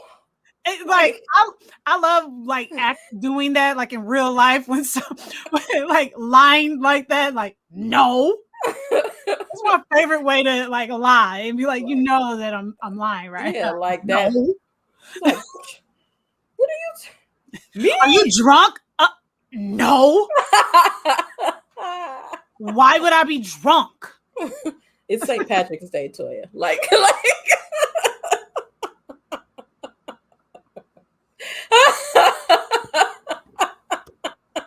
Stop bringing up old shit. Oh my God. Are you sweating? No.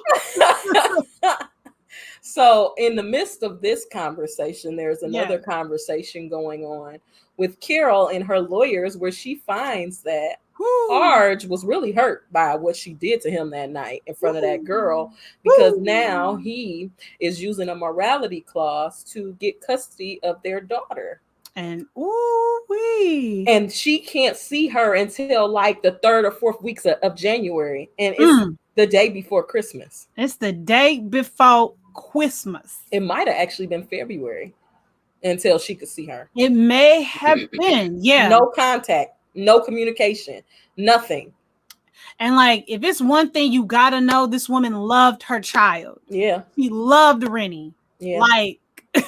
Rendy, I don't know what kind of name that is. Yeah, Rendy. I didn't know what type of. They were just like, let's give this girl the most 50th name we could give her.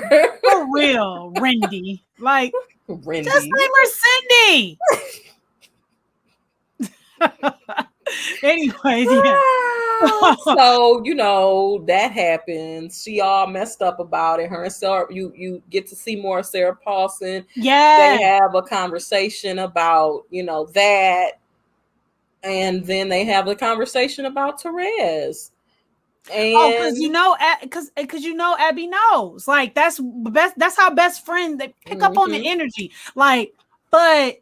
Yeah, that's messed up too. But let's talk about your friend, because I already know where your messy ass is going. Yeah, like you make this movie in 2021, and the best friend is like, yeah, your ex is fucked up and shit, and that's not right. But whose life you about to ruin today? But who life you about to mess up? Because I understand what's happening to you, but what are you about to happen to somebody else? Right. And you don't know what the hell you doing. You just doing. And you about to go. Because when she said, where you going? You going somewhere? Oh, also she bought her a camera in the midst of all of this. Oh, girl, I wanted to. I was like, that's the panty dropper right there. Every time I watch that movie, I used to be like, okay, if that was me, if I was Therese, that would have been the day. That would have been the day. Dog, the day. First of all, you're talking to two photographers. The way she put it down, she slid it with the foot. She slid it in with the foot. You opened it up, rolls of Kodak. I mean, I wanted to stop it and really I thought you would. I really wanted to get into it. I believe it was a Canon AE1. I believe it was. But it was a nice camera. With everything you needed. Everything you needed. I said, oh, yep, that would have been the night for me. I yelled out. I was like, oh, she trying to get the panties. It would not have taken that long for me. It would have been that night. That would have been the end of it. It would have been done. Bruh, it would have been done. Bruh,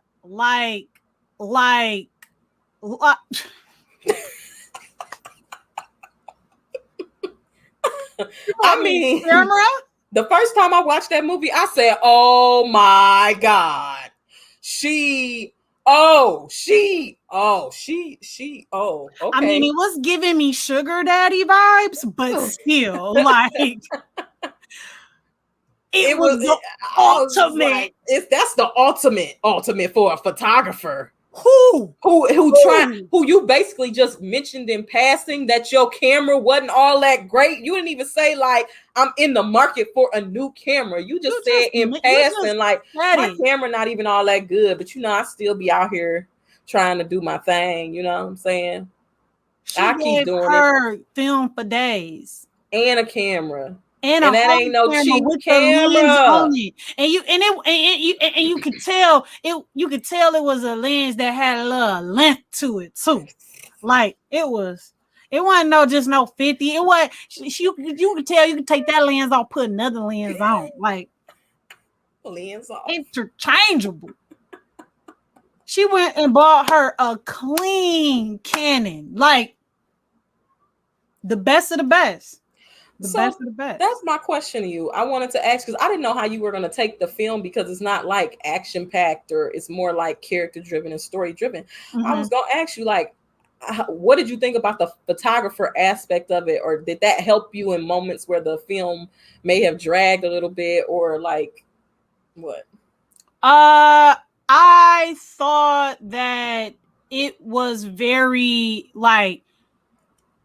I always get on that too when they try to bring photography into film and make someone a photographer and put the picture, and I'm always like, no, you was too close to actually get that scene. I think that they did a really great job of the energy that you have when you first get into photography and you don't show your stuff to a lot of people and you put yourself down because you look up to so many other people, or just like she was saying that I'm not really talented and it's I don't really show my stuff to people. I think that they played that part very well. They did so good of capturing what it's like taking that step into photography and taking it seriously, where you're you got people you kind of cold at it, give it a try, or here's my little piece of advice, and you take it, but then you still just really reluctant about it. I think they did a great job. I think they did an amazing job, and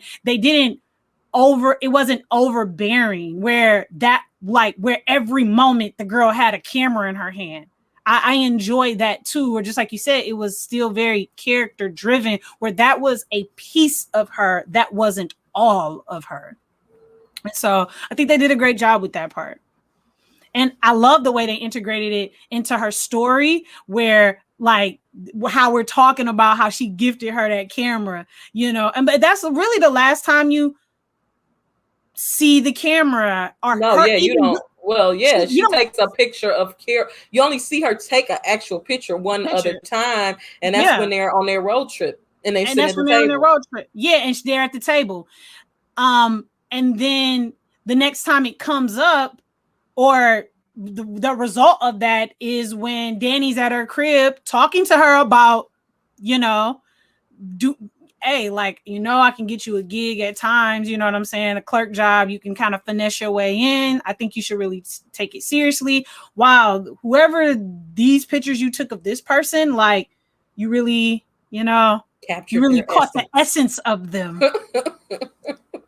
She swooped them bells on. She got the essence all right. No, she got the essence all right, because you can only catch the essence of somebody like that when you're catching the essence. When you're catching the essence of, if you catch the essence, people. So, Carol come to see Terez's apartment. She has another moment of despondence where she just, she was so disrespectful, like with her emotions to Terez. Like, she was just so disrespectful. She threw things on her that she was too young to even understand and comprehend, because she liked her so much. Because keep in mind, Terez could have just disregarded those feelings. Carol is the one who liked her. Like, that was a fact. The verdict was still out. You could say the verdict was still out all the way up until they actually had sex. They just were very close women friends. You know what I'm saying? Yeah. But, Carol really liked her. So she put a lot more on her than she should have, because she allowed for her to, but she didn't know no other way to be. You know what I'm saying? Because she seemed like she about to push over in real life anyway. You know what I'm saying? So she tell her about Rendy, about Harge. They both got stupid names. She tell him about Rendy, tell him about Harge. She like, I'm going on a trip. You want to come? Yeah. I mean, it was just like that, just that fast. No thought to it. No thought to it at all. And I'm sitting there like, every time she did that, I just would be yelling at the screen like, girl, what is wrong with you? Yes, she's beautiful. Yes, she's Cate Blanchett. Yes, she wears a mink fur everywhere she goes.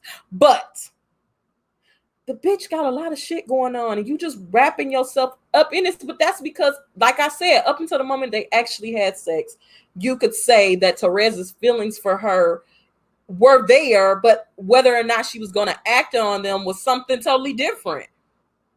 You know what I'm saying? So they go on and Richard and Terez have an argument about this trip. Yeah, like what the hell? And they break up. And I wonder if Terez lost her job as well. Yeah, because the way that she just dropped everything, and like the way she tried to kind of like talk about the money thing made me feel like, because when you go into that scene, I feel like the first words, I believe the first words out her mouth was like, I'll just get, I'm getting a P.O. box. You just get my shit sent here. And it's just like, damn, girl, how long you gonna be gone? Right. I paid on my rent till February. Yeah, like how long are you gonna be gone? Yeah. Like, damn. And then when she mentions the money thing, I'm like, well, we know, I mean, she only a shop girl. She couldn't have possibly just like taken the time off. Like, I know you ain't got pennies like that. Quit her job. She had to quit her job. And that's why Carol was so not great. Like, because she just let this girl she wasn't a great influence for her. No, because she liked her and she wanted her, and she's a woman of means. She's rich. She gets what she wants. Like, she gets what she wants. Her husband literally agreed to basically let her live her life to a certain extent. I believe, as long as it didn't come into their home, and she didn't listen. And he still said, we're going to have joint custody. I believe she cheated on her. I believe Carol cheated on him with Abby, because their relationship took place 5 years ago in this world. But either her and Harge got married and instantly had Rendy within the 4 years after that. That's a good point. Or they had sex while her and Harge were already married and they just had Rendy, and they only had Rendy because he was trying to, you know what I'm saying, force her into that. He was trying to lock that down. He was trying to lock that down. Which we will never know. But we'll never know. But we can speculate. We can speculate. Oh man. So, you know, they go on this trip. You know what I'm saying? It looked fun. She go get Carol a Christmas gift. It's the song she was playing the night she was at her house. And I don't know how you could even like cultivate a great memory out of that. But okay. Yeah, for real though. Low key. For real though. You know what I'm saying? It take a while sometimes for you to be like, oh yeah, that is your favorite song. Yeah. This is something that like that is also special to us now. Like, yeah. But it just goes to that, like how that curiosity elevated, like how it grew until it was this. Right. But even also like when Harge came to the house to pick up the daughter, did that already happen?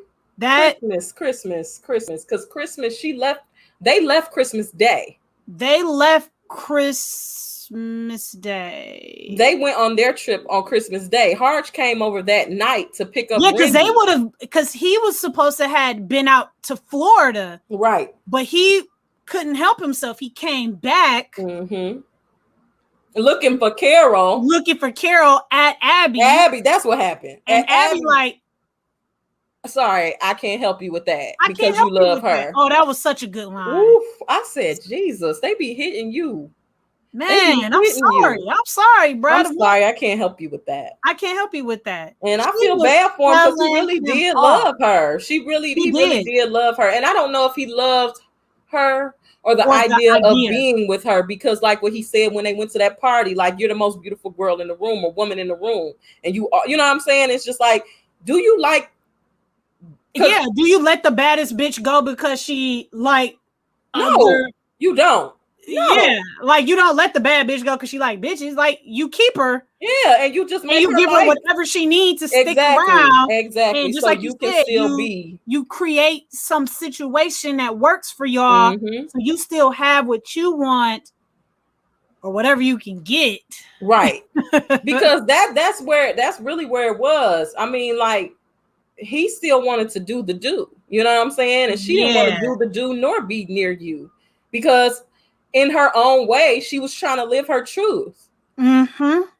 Because she could have been doing whatever with him all the time. You know what I'm saying? Yeah, and that's what makes me believe that this was really like different than it had been before. Yeah, I agree with that. I think at the beginning it started out as maybe the same old thing, but I mean, people were very infatuated with Therese, and when she got put on some makeup and everything, I said, okay, like, you're okay.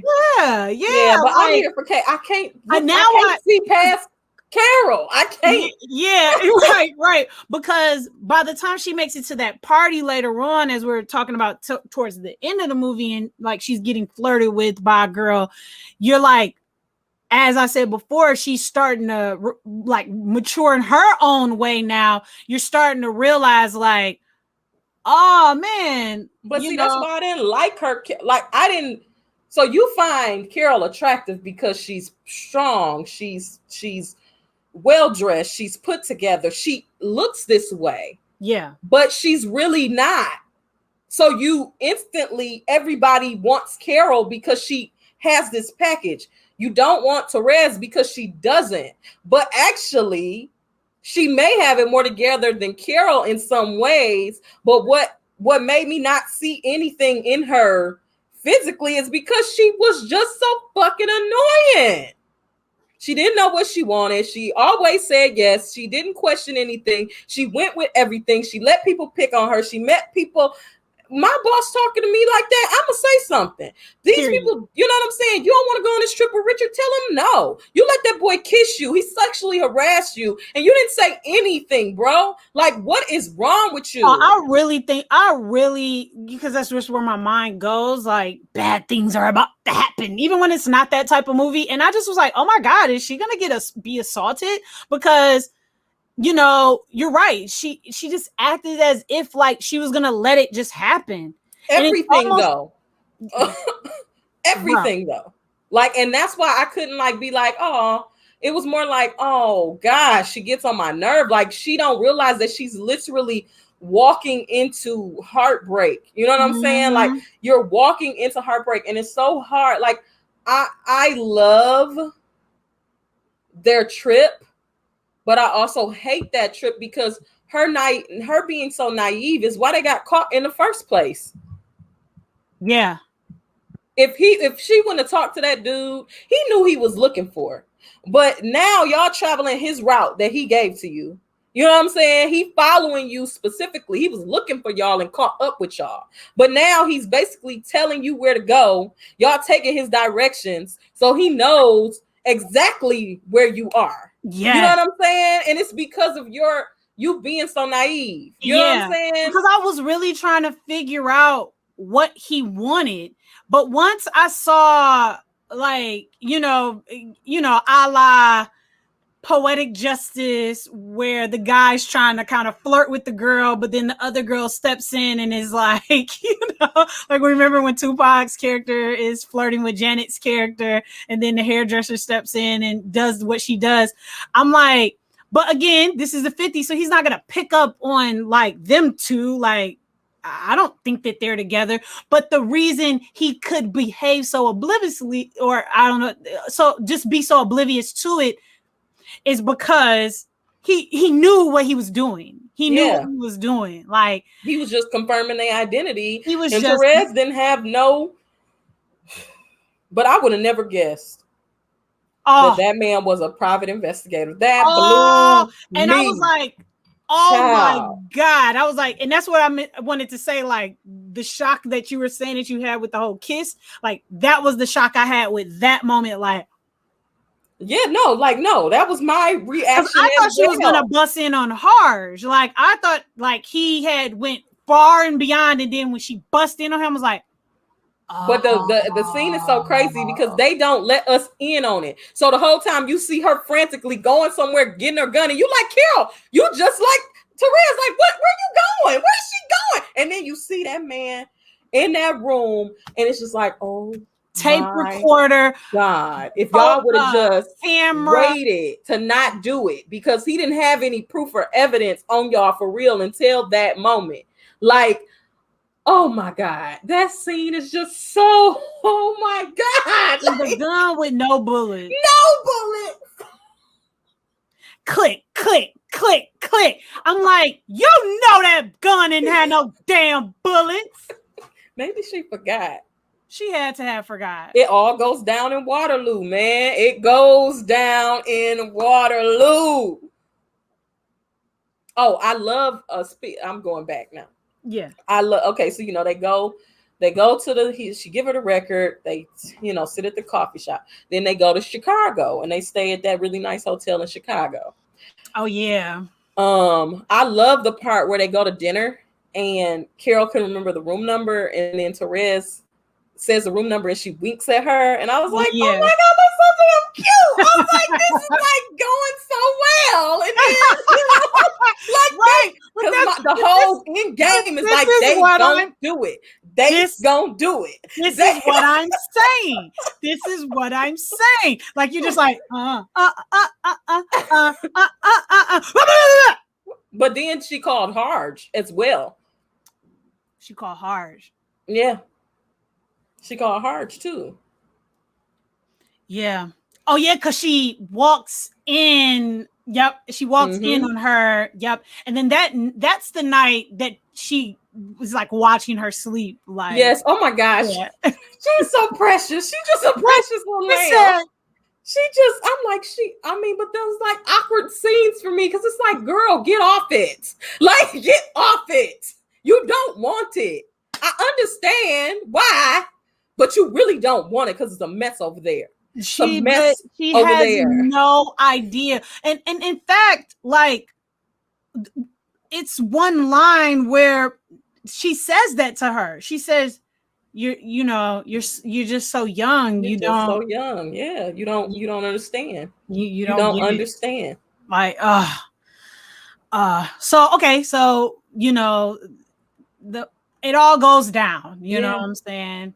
Like, okay, so the mint julep, and they having a little road trip, and now everything is nice. They putting on makeup, they smelling each other for no apparent reason, because it's like what? It's Carol's perfume. You know what your perfume smell like, and you don't need to smell. But okay, girl, if that's how y'all gonna flirt, whatever. You know what I'm saying? Okay. At this point, for me, like the first time watching the movie, I was like, okay, when is y'all gonna have sex? Like, I'm fed up. Finally, I'm fed up with the BS. I just want y'all to do it now, because this way of flirting in the 50s, I'm over it. Okay, I'm over it. Okay, so they get the presidential suite for an attractive rate. Yeah, for the attractive rate. I was like, I see you, Therese. You love it, girl. Don't be spending her money. You gonna spend her money? It wasn't her money. It wasn't. It's Harge's money. That's so bad. That's so bad. Oh my God. That's all I could think about the whole time. Is like, they is just spending Harge's money.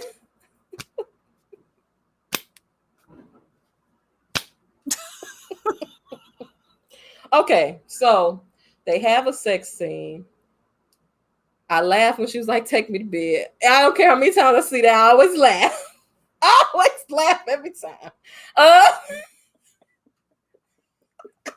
always laugh every time. Yeah, because they are like, it's like, because like they're awkwardly like kissing while she's standing behind her. Yeah, like, so because that scene was like so weird for me, because it's like they're stroking each other's hair. That's what I was gonna ask you. Do you think they had sex prior to this moment? Because sometimes I think they have when I watch it, and sometimes I like, you trembling and all that, say all that stuff, and I'm like, well, maybe they didn't. But that moment was so intimate before they even started kissing, and it's like, how could they have not been having sex this whole time? It seems like, because okay, we friends, right? We like each other, but you stroking my hair like we, you know what I'm saying? Like, I just feel like it can be interpreted either way, depending on the day. That's a really good question. I think if I had to stay in the moment of like, oh, this is the first time, I would say maybe they've done like a bit of heavy petting. Maybe they have kissed before. Maybe they had made out before. Like maybe I don't know. That's such a good question. I mean, because every time I watch it is the different for me. Like, every time I watch it, I'll be like, damn, did they have sex before? But then I'm like, well, no, they couldn't have. But I mean, like, damn, did they? Because like, what would make them highlight in terms of the movie this time? Maybe because it was New Year's and they were speaking about how they were both felt so lonely during New Year's season, and they were together. Really good question. Like, every time I watch it, I have a different perspective, but then it always shifts because Therese was acting like it was their first time. You know what I'm saying? Mm-hmm. So I don't know. I don't know. Yeah, if I had to go off Therese's like energy, I would say it was their first time. If I had to go off like just even them together, I would say that this wasn't the first time that they have touched each other that way. Maybe not going as far as they had went, but like maybe Therese had stopped her before, maybe, or stopped herself. Like maybe that's the only thing I could kind of think of. Yeah, because the whole like, take me to bed, don't turn off the lights, I want to see you. I'll never look like that. That's not all of those different things. You're not giving me version. You're not giving me version. But not only that, that's not giving me many times. You know what I'm saying? That's giving me like, where'd she go? I looked up and she was gone. My bad. My window's open and I got this ring light on, and I'm not trying to have every bug in Detroit in my room tonight. Oh shoot! I looked up and I looked back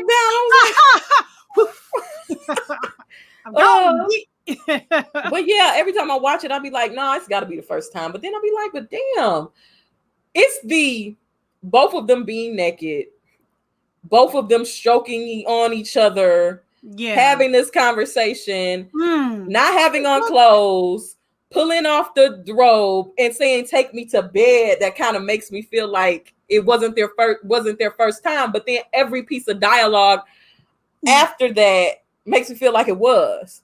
Yeah, I'm gonna go with I think it's still their first time, just because that's the thing about situations like that. I think when, like, come on, man, they've been bouncing from room to room. The girl literally spent a night just watching the woman sleep. Come on now. At this point, it's safe to say that she herself has probably fantasized about certain things. So that's why you can probably get away with just being like, take me to bed, because it's like, where you learn that at? Yeah, like, okay, girl. Okay, girl. She's been thinking about that. She told herself, I cannot wait for her to take me to bed. What would he say on the game? Malik, I want to take you to bed.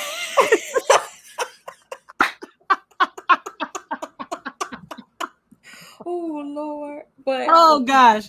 One of my, she says it again, but it's still one of my favorite lines. She looks at her and she says, "My angel flung out of space." Oh, I just love this moment so much.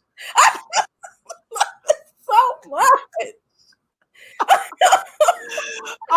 It's really you done flung yourself out of focus. Oh Lord, Jesus. Yeah. So like all this is happening, right? And you're like, oh shit! Like I'm definitely, so happy for talking to the TV. Finally, now we can get into what's really about to go down. Like, and then that's when we learned that my man's is a private investigator. He has their whole sex on tape.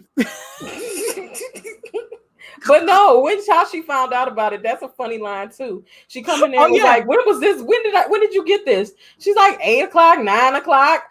I'm not a clock lady. I ain't a clock lady.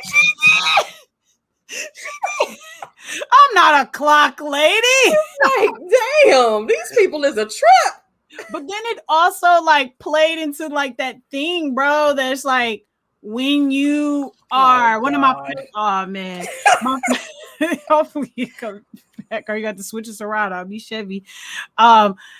It remind me of one of my favorite lines from this song that Division makes, and it is basically like you lose track of what's happening in time. I can't even take you seriously. Well, but when you're getting it on and it's good, you ain't thinking about what time it is. They woke up like, we're in Waterloo. Isn't that a funny name? Yeah, went down in Waterloo and everything changed. Everything changed in Waterloo. Everything changed because now Harge has the evidence, and not evidence, the evidence that he needs to wrap this whole thing up. Yep. He like, oh, you want to bring bitches up? You want to bring bitches to the crib? You want to go on road trips with bitches? Well, guess what? I'm about to record it all, and I'm going to use it against you, and I'm going to have our daughter, because I know that if it's one thing that you love more than being a single woman out here in these streets, is you love your child. Right. And so I'm gonna hit you where it hurt. Let's go there. Let's do this. Yeah. And so I mean, that's what happened. So, you know, you got Therese, who blames everything on herself, blaming herself. Carol is not the best when she's mad. So it's this tension in the air now. And this woman, a grown woman, and this little girl are now having a tat. But Carol can't even feel bad because she is tending to this empath over here. Therese, who is basically just another one of my favorite lines comes, and you know, she pull over the car and she's like, I just give you so much, and I just give you so much. And she was like, I took what you gave willingly. It's just so good. It's a good ass line. This whole movie is quotable. The whole movie, like, it's either when they're not talking or when they're talking. Like, girl, when I watch these movies, these lines that I'm saying, I say them. Like when they saying them. Like that's my line. That's that. Like I've seen this movie way too much. Yeah, but... damn.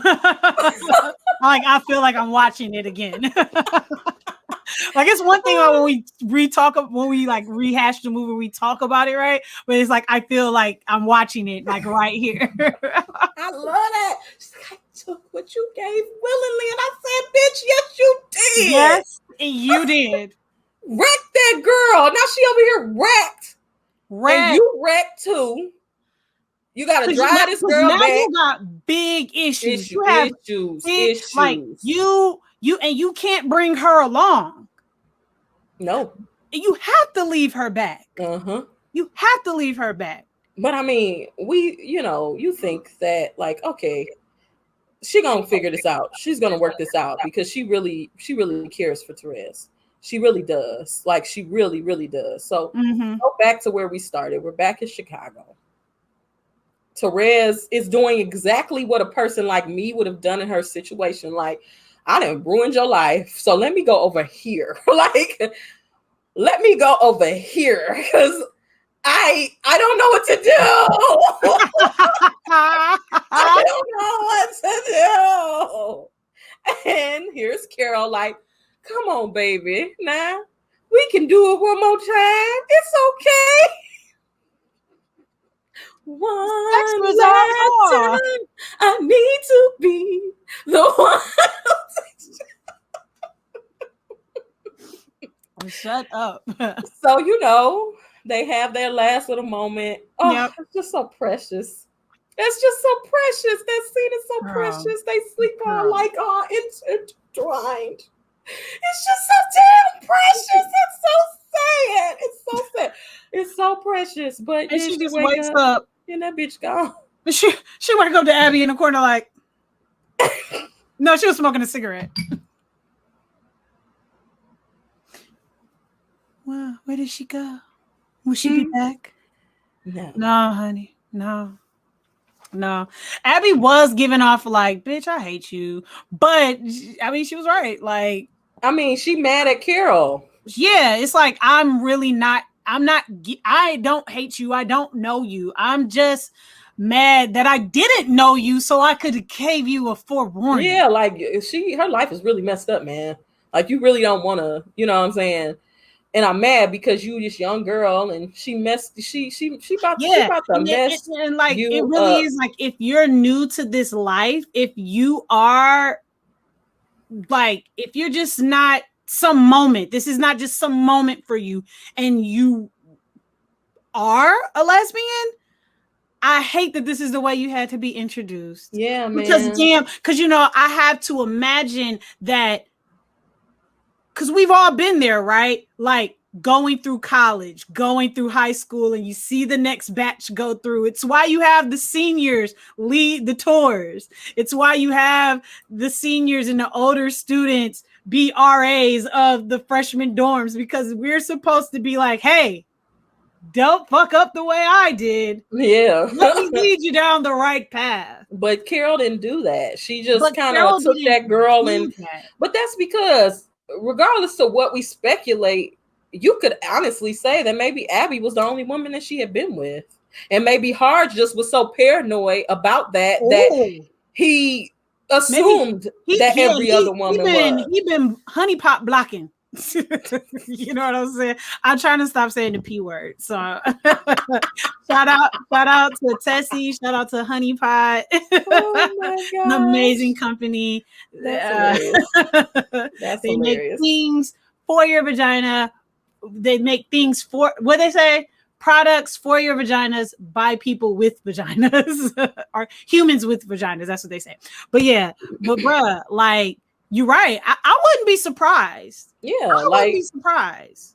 Who's to say that she knew what she was doing to even give somebody direction and advice? She wasn't a part of that world. She went and she saw the people that she met with Abby, but she was trying to still maintain some type of incognito type vibe. Yeah, right. True. What she was doing. So she wasn't really a part of the LGBTQ world at that time. You know what I'm saying? What she knew from when she was doing what she was doing. And if she did what we think she did, she cheated on her husband in the first damn place. Right. So with that being said, another scene, it's so funny. Like I'm revisiting these scenes, but I do this all the time.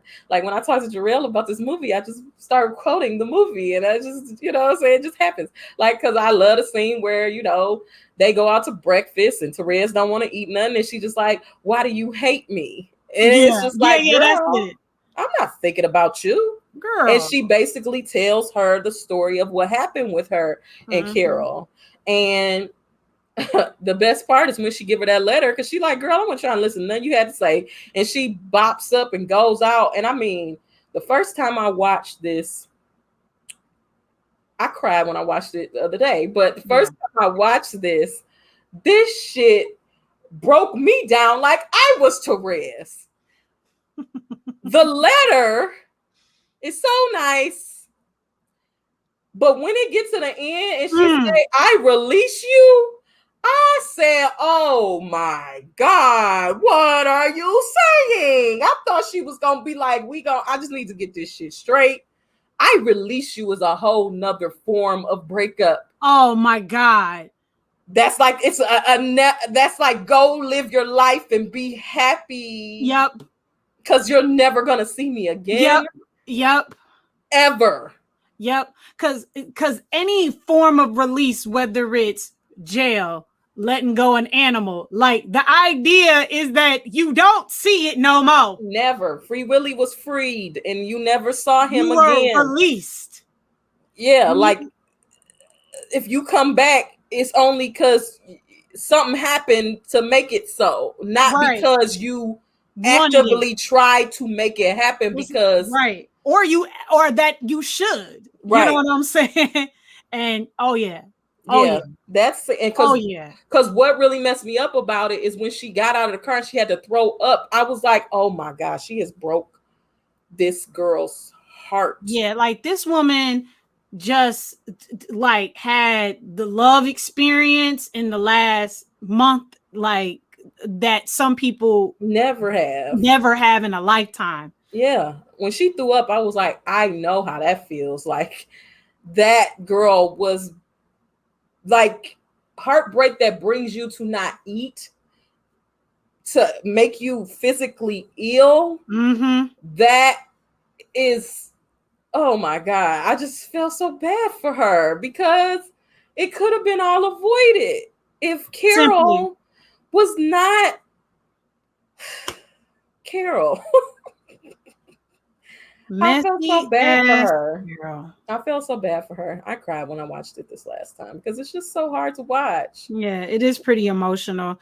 Because you just like you said, like she's been pulled into something that she didn't necessarily ask for.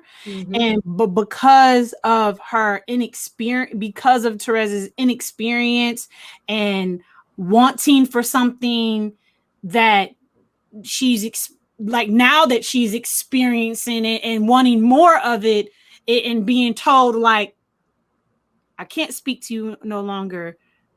In fact, like, yes, none of this is your fault, but the very presence of you is what will make this worse. We cannot have what we have had, because it's just going to mess things up even more. And like I said before, one thing we knew that she loved more than anything else in the world was her kid. And with that being at jeopardy, she had to follow some rules. Yeah.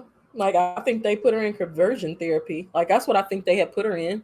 I don't think she was in, like, you know, a normal therapy environment. I think they probably had put her in conversion therapy, because I wrote this down. I said, you know, as Therese flourishes, Carol suffers and sacrifices her life. What do you think that signified? What do you think that meant? Because Carol was going through.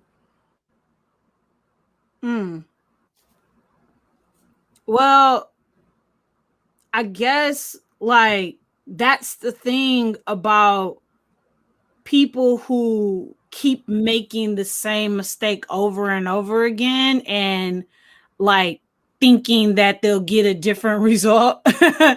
You know what I'm saying? And whether, like, again, we can speculate whether or not this was the third woman, second woman, 15th woman that she had done this with. She was obviously attacking this problem issue the same way that she's done before, right? Whereas we see someone like new step into this lifestyle and say, well, I'm just as confused. I understand that they're, you know, maybe not confused, but like, I'm unsure about some things, but because I thought that I was leading with love, you know, I guess, like, now that I've experienced that, I can take those things with me and continue on and kind of move forward with, like, the idea of, like, well, now I know that that's not how you treat people, you know, because I think it showed when she goes to the party and she sees Richard with the girl, and, you know, the way that she carries on her friendship with Danny, where it's like, again, like, I'm not afraid, you know, it's what she says. It's like, she took those pictures and put them away, and she knew what was of that relationship. Like, it's not that I'm afraid to love her and tell somebody that that's what I did. It's that I maybe she's now understanding the scope of things. Like, she matured. And so she knew now, like, well, damn, she didn't tell me this, but damn, maybe I should focus on me. Like, maybe I'm being saved. Maybe I'm being, you know, I experienced it, man. There goes heartache. This is what it feels like. But not only that, then in the moments too, like, just from personal experience, being in a relationship, you had a heartbreak, right? Right. Because you want that person in your life, right? Right. But then you start thinking about all the things that they did, where it was like, well, damn, why did she order her food and not even consider me? Mm-hmm. Why did she ask me to go on this trip with her and didn't even ask if my job was going to be okay? Mm-hmm. Why did she put me? Why did she not consider that her husband would not think that this is okay? Right. And she put me in that. Now, I don't hate her, but I also know that maybe she's right. Maybe she's right. Yep. And I needed to grow up when I met her. I needed to grow up before I met her. Yep. But now I see that the only way for me to be a whole person, so if I meet someone else next time, I will be better for myself, so I can be better for them, so I don't fall into somebody else's mess again. Yep. Because to me, if she had learned the opposite, she would have went back to Richard, just like he said, you're going to come back to me, begging for me to forget all of this ever even happened. She could have ran into Danny's arms, you know, like all of that. But she let herself grieve that relationship and she moved on. Yep. And she said, I'm going to paint my, you know. I'm going to paint. And she literally did like what somebody would do after a breakup. Like, yes, you know, painted her house. You know, like, you lose the weight, you start eating right, you do something to your hair, you do something nice to your apartment, you start doing all those things that you said you was gonna do at the top of the new year, like, and she did that. I mean, but she did try to call her. She did try to call her. She did try to call her. Made me laugh. It's not a funny scene, but it made me laugh. It makes we're only humans. But I love the scene with Carol and Abby, and I just love the way Cate Blanchett delivers her lines. So Abby, like, you heard from Therese, she was like, "What? No, I ain't heard from her." And then she was like, she talking, not Abby just to talk, and she's like, "Wait, did you? What you did you?" Like, yeah. Like, and then she never like, but hold on, did you? Did you talk to her though? And then she was like, "You know what? I should have said, Therese, wait."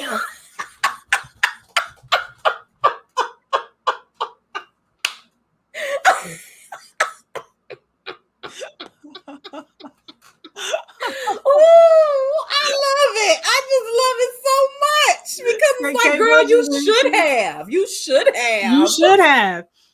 You are correct. You didn't. But you didn't. But you didn't. I don't know if it's your ego. I don't know. Like, you're just being a. No, she did the right thing. She did the right thing. That was the right thing to do. So from that scene where she tell Abby that, all the way up until she touched Therese's shoulder. Mm-hmm. I love every scene, everything that happens from that point to that point. Yeah. Because basically the next day, Carol sees Therese on the way to the hearing for her daughter. Yep. And it changes what she's willing to sacrifice. Yeah. And I just love it. It's good. I just keep quoting lines. Yeah, it's good. Do it. This is your birthday special. This is your moment. This is your moment, my nigga. Like, live in it. So, they at the hearing, and they saying they doing some real. This shit is really going bad. Like, it's going bad. Like, it's like pointing fingers. Like, well, you was with her, and you didn't do this, and you didn't do that. Well, if you want to say who at the fault, then it was your fault. Mm-hmm. You're the reason I'm even making these decisions that I'm making. Yeah. Oh, it's my fault. Mm-hmm. Are you serious? Mm-hmm. And then it's like, just Carol takes she finally like takes her powers and does good with them. You know what I'm saying? Yeah, like she finally is. I believe seeing Therese brought back all those. Well, she never lost those feelings. Oh, no, Therese pushed them deep down, and like in Bad Boys 2, put it in the box and put it in the ocean. But Carol was stuck in that moment because she never got to, she never got to really move past that because she was stuck. Like, they put her in a fucking Rapunzel castle and told her, you have to just be. Yeah. You can't live, but you can have your kid if you can just be. Mm-hmm. But we're only going to give her to you in small doses because that was what it was going to be anyway. You know what I'm saying? So when she saw Therese and they went to the hearing, and she just basically like, you know what, look, I can't do this no more. I'm going to say what I got to say, and y'all can do whatever the hell y'all want to do with it. I'm tired of this. And if I don't say this, I'm going to lose my fucking mind and probably go jump off a bridge some damn where. Right. Because that was where she was going. She was unkept. She didn't care how she looked. She just, you know what I'm saying? And, she says this whole speech about how, she wants him to be happy, and she know that they didn't do their best at being good for each other, but what they did create was their daughter, and they needed to do right by her, and what they were doing was going to mess her up. Yeah. And she basically conceded her rights and said, look, I don't care how I see my kid. You keep her, but I want to see her. I don't care if 50 people got to be in the room when I see her. I still want to see my daughter because the daughter still needs her mother. Yeah. So y'all figure that out. Yeah. But that's what I want, and we good. And they all telling her she crazy, telling her she needs to shut up. And she just basically like, but I want to be happy too. And I want to live in my truth. And I can't do this. I can't do this. And I don't want to do this. So whatever you want to do, you can do this. And I just love it when she just be like, because, you know, if you don't want to do what I'm saying, then we're going to have to go to court. And it's going to get ugly and hard. We're not ugly people. Yeah. Yeah. So good. Really good. and she's so right, because even when he goes to Abby, and you know, it's like he wants to punch Abby in the face. You know what I'm saying? He's like, hell no, don't close this door on me. I know she in this bitch. Where she at? You know what I'm saying? You know where she ain't here. Where the hell she at? And then it's like, it's this moment of where you just see it all come down, and he's like, but I love her. As right as you are about everything you're saying, I love her. Right. And then Abby gives him that dose of reality, like, but that's still not my problem. Right. But it's like, it's so funny because that scene was a walk-off scene. The scene with Richard.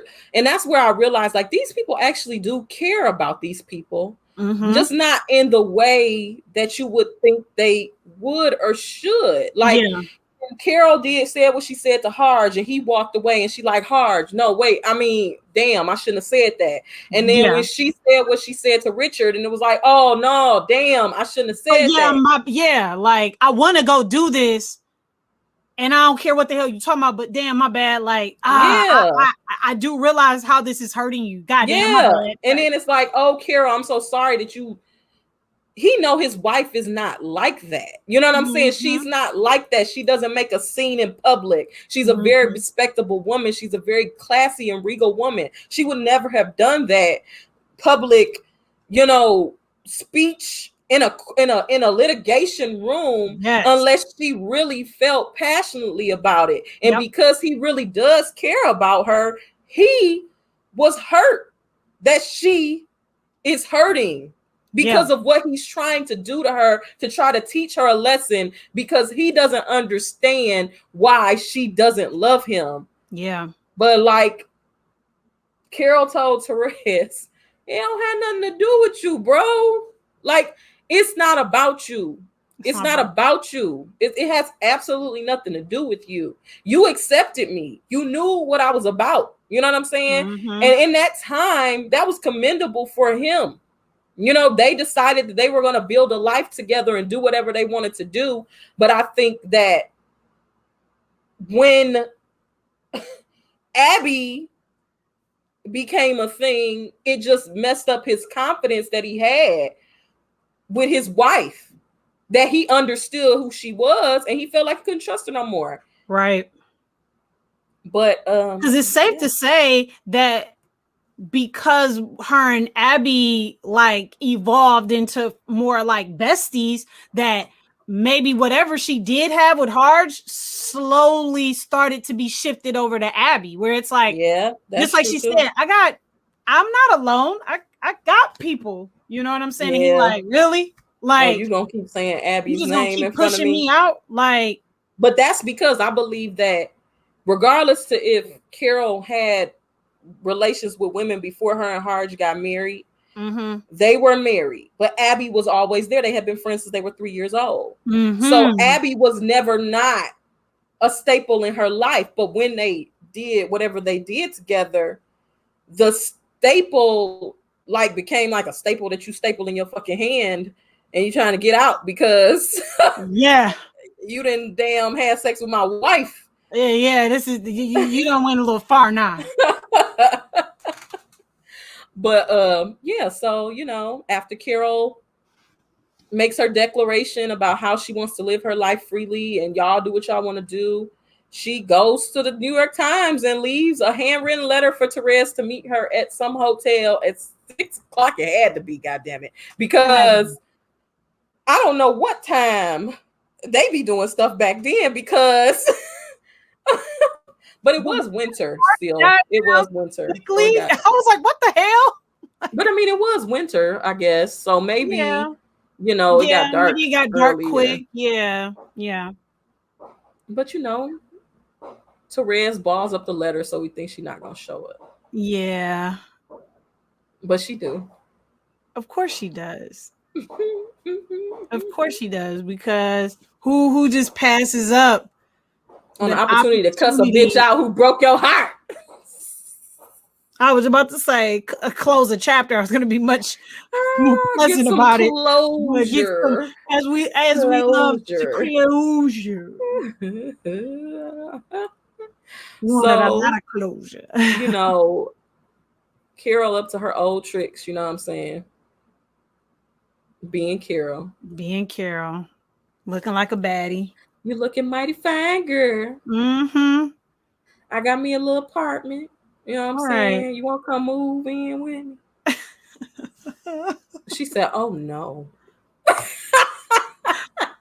That's a lot. She says, you must hate me. Oh, I could never hate you. No. Never. It's just the energy. Like the energy of that scene was just like, okay, so we just gonna play a tit for tat, right? We just gonna play a tit for tat. Where it's like, instead of just opening up and saying what you really should be saying or what you need to say, you just like putting out little testers like, I know you don't like me no more the way you used to like me. But I'm going to just say things that you would have probably said yes to me 6 months ago to see if you still about me. If you still, right. That's how I got you the first time. That's how, and that's the only way I know you, not realizing from Carol place perspective from is like not realizing that baby girl done went out and, you know. Yeah, she done pimped up her curls too. Right. She done got she got a swagger back. I don't think she ever really had it, but you know, like. Yeah, now she got it. And you can't take that from her. She got the mojo. So, you know, Carol, you know, telling her about her life, telling her about how, you know, she started to open up a little bit, asking her about her daughter, blah, blah, blah. Mm-hmm. So, you know, after she asks her, will she move in with her? And she says, no. She said, one line. That's that. I love it. I love that line. Because that's the first thing, like she said to her in the beginning of the movie. Then she just say, you know what? Fuck it. I love you. Like, and that's when it's just like, ooh. Like,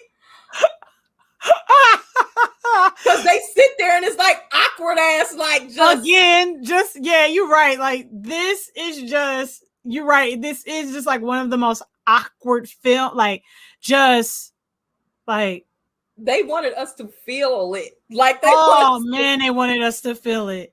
But because it's like I'm really at moments I'm just like I'm not laying down anymore. I'm just like, like what's gonna happen? Like who? And as soon as she say I love you, and everybody's jaws drop, here he comes, Therese, girl, Therese, is that you, Therese? And it's like, oh, now we back at the beginning end. We back at the beginning. Because it took a millisecond for me to be like, hold on, this is how it started. And then it was like, yup. Oh, like shoot. Before he stepped in, I'm like, oh, this is it. This is it. We're here now. Oh, like what was so important? And then it's like, that's what she said to her. That's why she was looking crazy. And you like, damn. Because I just knew when you know, again, now when we get the profile from right here and we see the reaction. Yeah, because when she said I love you, Therese was like, I'm not gonna let my jaw drop. I'm not gonna yeah, for real. Because while we talking about like fishing to try to find out how somebody really felt, and then it just put out there, you like, oh shit. Yeah, because it's like, oh, I didn't never think she was gonna say that. I never thought she was just gonna say, you know what? Yeah. I was like, oh shit, it's real now. It's real now. She got up. She put she hit her with the shoulder. Hit her with the shoulder. But no, but it was like, it's crazy how like Terez was like the wall was being broken down because she was like, well, I'm about to go. And she was like, well, are you sure? Like, wait a minute. Yeah, because we didn't get that. We didn't get all that. Yeah. And she seemed annoyed by old dude coming to the table. She was, because it was like, God, we was just getting somewhere. We were just getting good. Like, I just knew that she was about to go run after her because the way she got up was very like. But did you see how she had to go put that water on her face? Let me go catch her real quick. But it was because she needed to go do that. She needed to go take a moment because that shoulder, she hit her with that shoulder. And I said, oh. She hit her with that goddamn shoulder again. But I just thought that after she went out the bathroom, she was gonna go meet her. Me too. And like the whole thing after that was kind of like, oh, y'all really want us to just be on not necessarily pins and needles, but like y'all really want us to think this girl is not gonna go after this woman. Like, yeah, like left in limbo, like just, oh, this is just how it's gonna end. Yeah, but also, did you notice like everybody was coupled up? Like everybody after everybody, like all she saw was couples. Like everybody got coupled up. Even the person she walked past on the street, the couple. Yes. Yes. Everybody was coupled up. It's like when you get a car. Black person was in the movie. What? First time black people was in the movie. Yeah, because I'm like, I ain't see no black people. There were no black people until that moment. That was the only time black people was in that movie.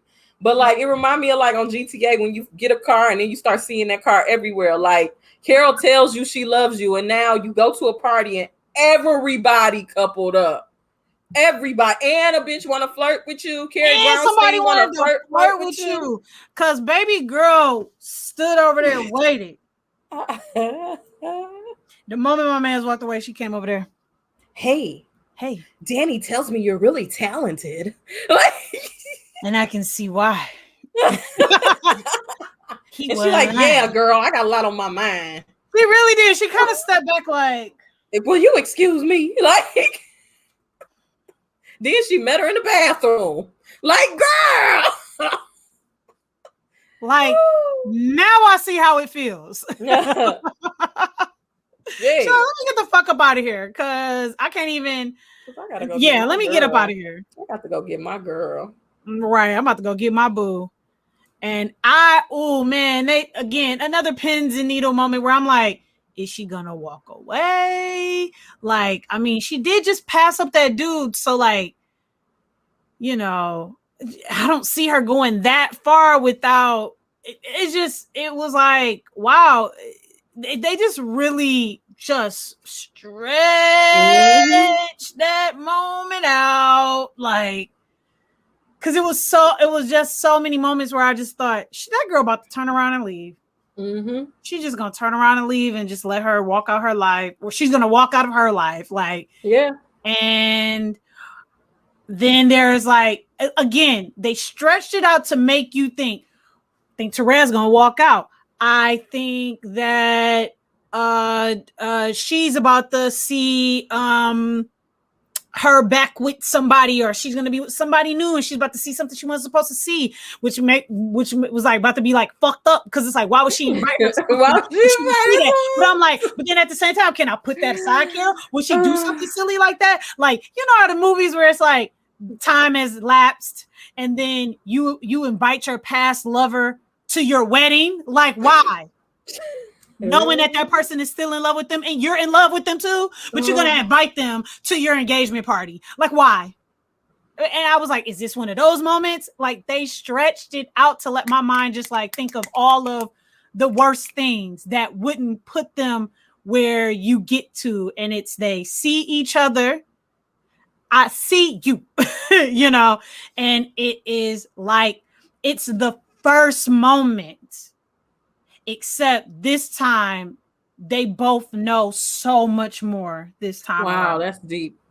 Wow, that's deep. That's deep. Yep. That's what I got from that. I was like, oh, I see. I like it. I like that. I fought with it. That's good. That's good. It's a really good movie. Really good movie. That's deep. I never thought about it like that. Yeah.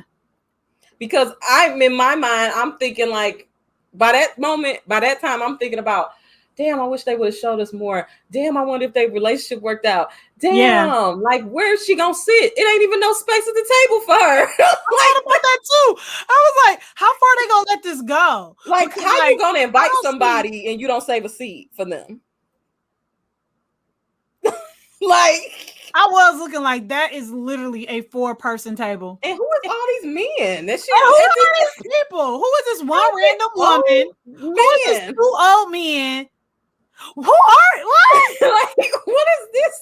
For real, I'm telling y'all. Where is Abby? Where's Abby? And I'm like, for real, they stretched it out that you, even after they see each other, they like elongated. You still think of so many more things. Like, yeah. Like, yeah, bruh. You really do. So my question to you is, do you think they were able to maintain a relationship now that Therese has grown and changed, or do you think she went back to her old ways? Ooh, good question. Very good question. Wow, very good question.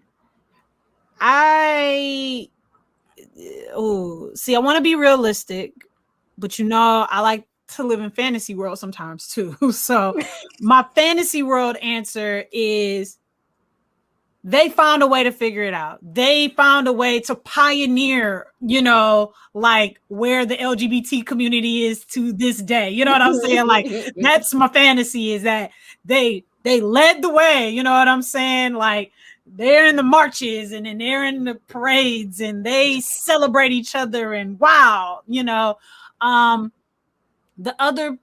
realistic part is that as much as they may have figured out their small circumference of their world, there was something out there bigger. And let's be honest, like, even though it may have seemed like her and Harge figured something out, and like, it's safe to say that maybe he just never really could ever come to terms with that. Like, I mean, look at my man's was looking at her with a lot of disgust. Not Harge, but Richard was looking at her with a lot of disgust. Who's to also say that, because what we found out is that when you have the girl that's been turned out, right, sometimes it's just her, it was, I only have those feelings with just her. So who's to say that Therese didn't go off and end up getting married and having kids with a man? You know what I'm saying? Like, so I don't know. I really don't know. But my fantasy would say that they went off to have a beautiful relationship. Even in my fantasy, they don't work out. Damn. And it has nothing to do with like being lesbians. It has everything to do with the type of person Carol is and the type of person Therese is. And I don't know how willing Carol would be to allow for Therese to lead at times. Ooh. I don't know how willing she would be to allow her to be the person that she's changed into, to allow for her to make those decisions or tell her no without her just saying, forget it then. You know what? Forget it. It is what it is. It's whatever. It's fine. It's cool. You know what I'm saying? Yeah. For a woman who has had everything she wanted, and even in this moment where Harge is going to get what she wants. Yeah. she doesn't seem like she knows how to take no for an answer and wear it well. And she also doesn't like to compromise for real. And that's why you see her leaning towards compromise, but really the only reason why she leaned towards compromise is because there was something that she wanted more. Yeah. So that's why I don't think I want them to work out. I want them to, but I just think that Carol's mental and Therese's mental are so different, and they met each other at a time where they needed each other in a way.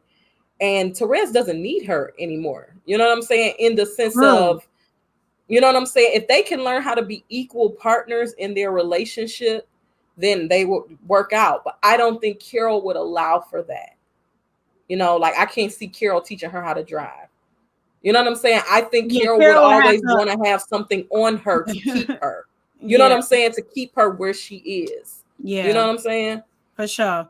Especially when that's all she's ever known. Right.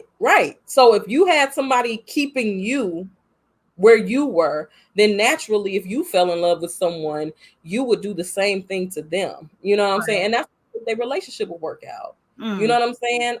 I couldn't see Carol going out with her friends and her. You know what I'm saying? I can't. Yeah, she'd probably get jealous because she has so many guy friends and make comments and get snarky. And I think Carol is a firecracker and Therese is a very mellow person. And even when she was trying to be combative with her at dinner in a way, she kind of nipped it in the butt. But it was like, do Therese want to be bothered with that for the rest of her life? I don't think so. And I think Therese is too good of a person to be messing around with Carol. Yeah, because maybe no matter what, Carol's just gonna be this way. Yes, I think she is. I mean, you know. Interesting. Wow. Yeah. That is Carol. Yeah. That's Carol, y'all. I watched that movie. I'll probably watch it next week. right. We went about 3-4 months not seeing it, and now it's like summer begins now. It's a movie that I could definitely see myself watching again. I really enjoyed it. Recommend you all to see it and watch it and come back and listen to us rant about it for another 3 hours. 3 hours. I knew that we were gonna go this long. I knew it for a fact. Yeah, we can't watch movies that I love and that I know the lyrics to. I mean the words. Yeah, bruh. I'm gonna go in, baby. So real quick, since we've went through all the lines and all the things you love, just give us one thing that maybe you feel like you didn't either get to mention or like just really just like pick one. Pick one.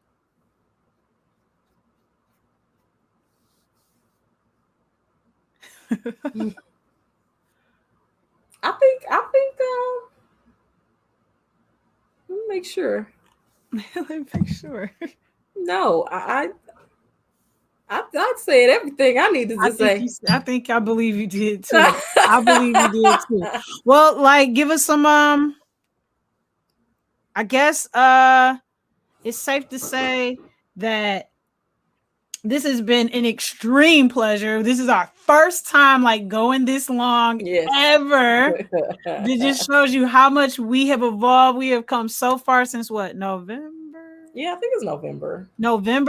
We're going into like our 26th, 27th episode. Yeah, I think this like is something like that.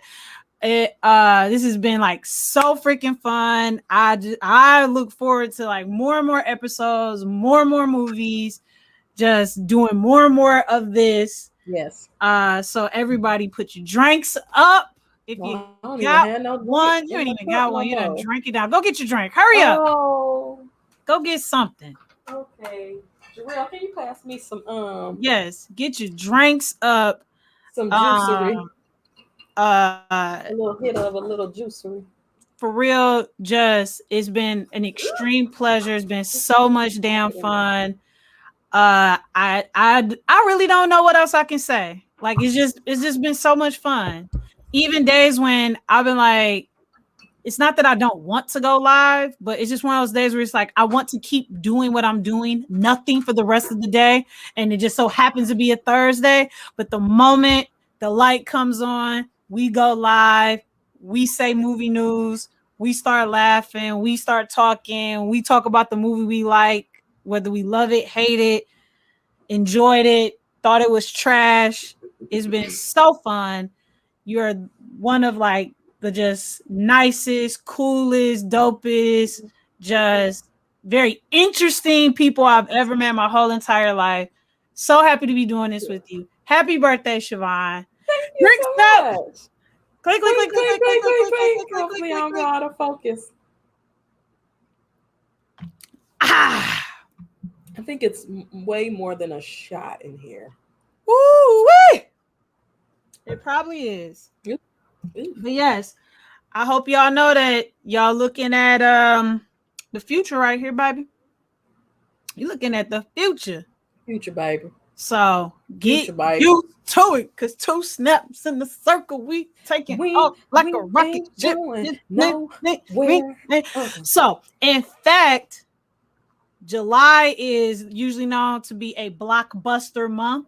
It's just, that's when your Independence Days, your anything with Will Smith in it comes out. Just your Jurassic Parks, Harry Potters, your Endgames, your Marvels, all your Marvels, like your DC, that is the blockbuster. So your James Camerons. So I think we discussed like possibly taking that first Thursday to just talk about what a blockbuster is, what we classify as blockbuster, and so we won't be watching the movie next week. And maybe we should do some trivia next week. Maybe we should do some trivia. That would be fun. Yeah. So we're gonna switch swag up on y'all a little bit, but that doesn't mean don't come. That it's more than enough reason now to come. Like, and come kick it with us, hang out. But yeah, we are about to head into our blockbuster month. So this should be really fun. I guess that I can reveal the prize that we're going to give away at the end of the month for the blockbuster movie prize pack. It's a prize pack. It's a package. Package. So we'll reveal that next week as well. Hey, you like the way we drawed you in? Just let go. But yes.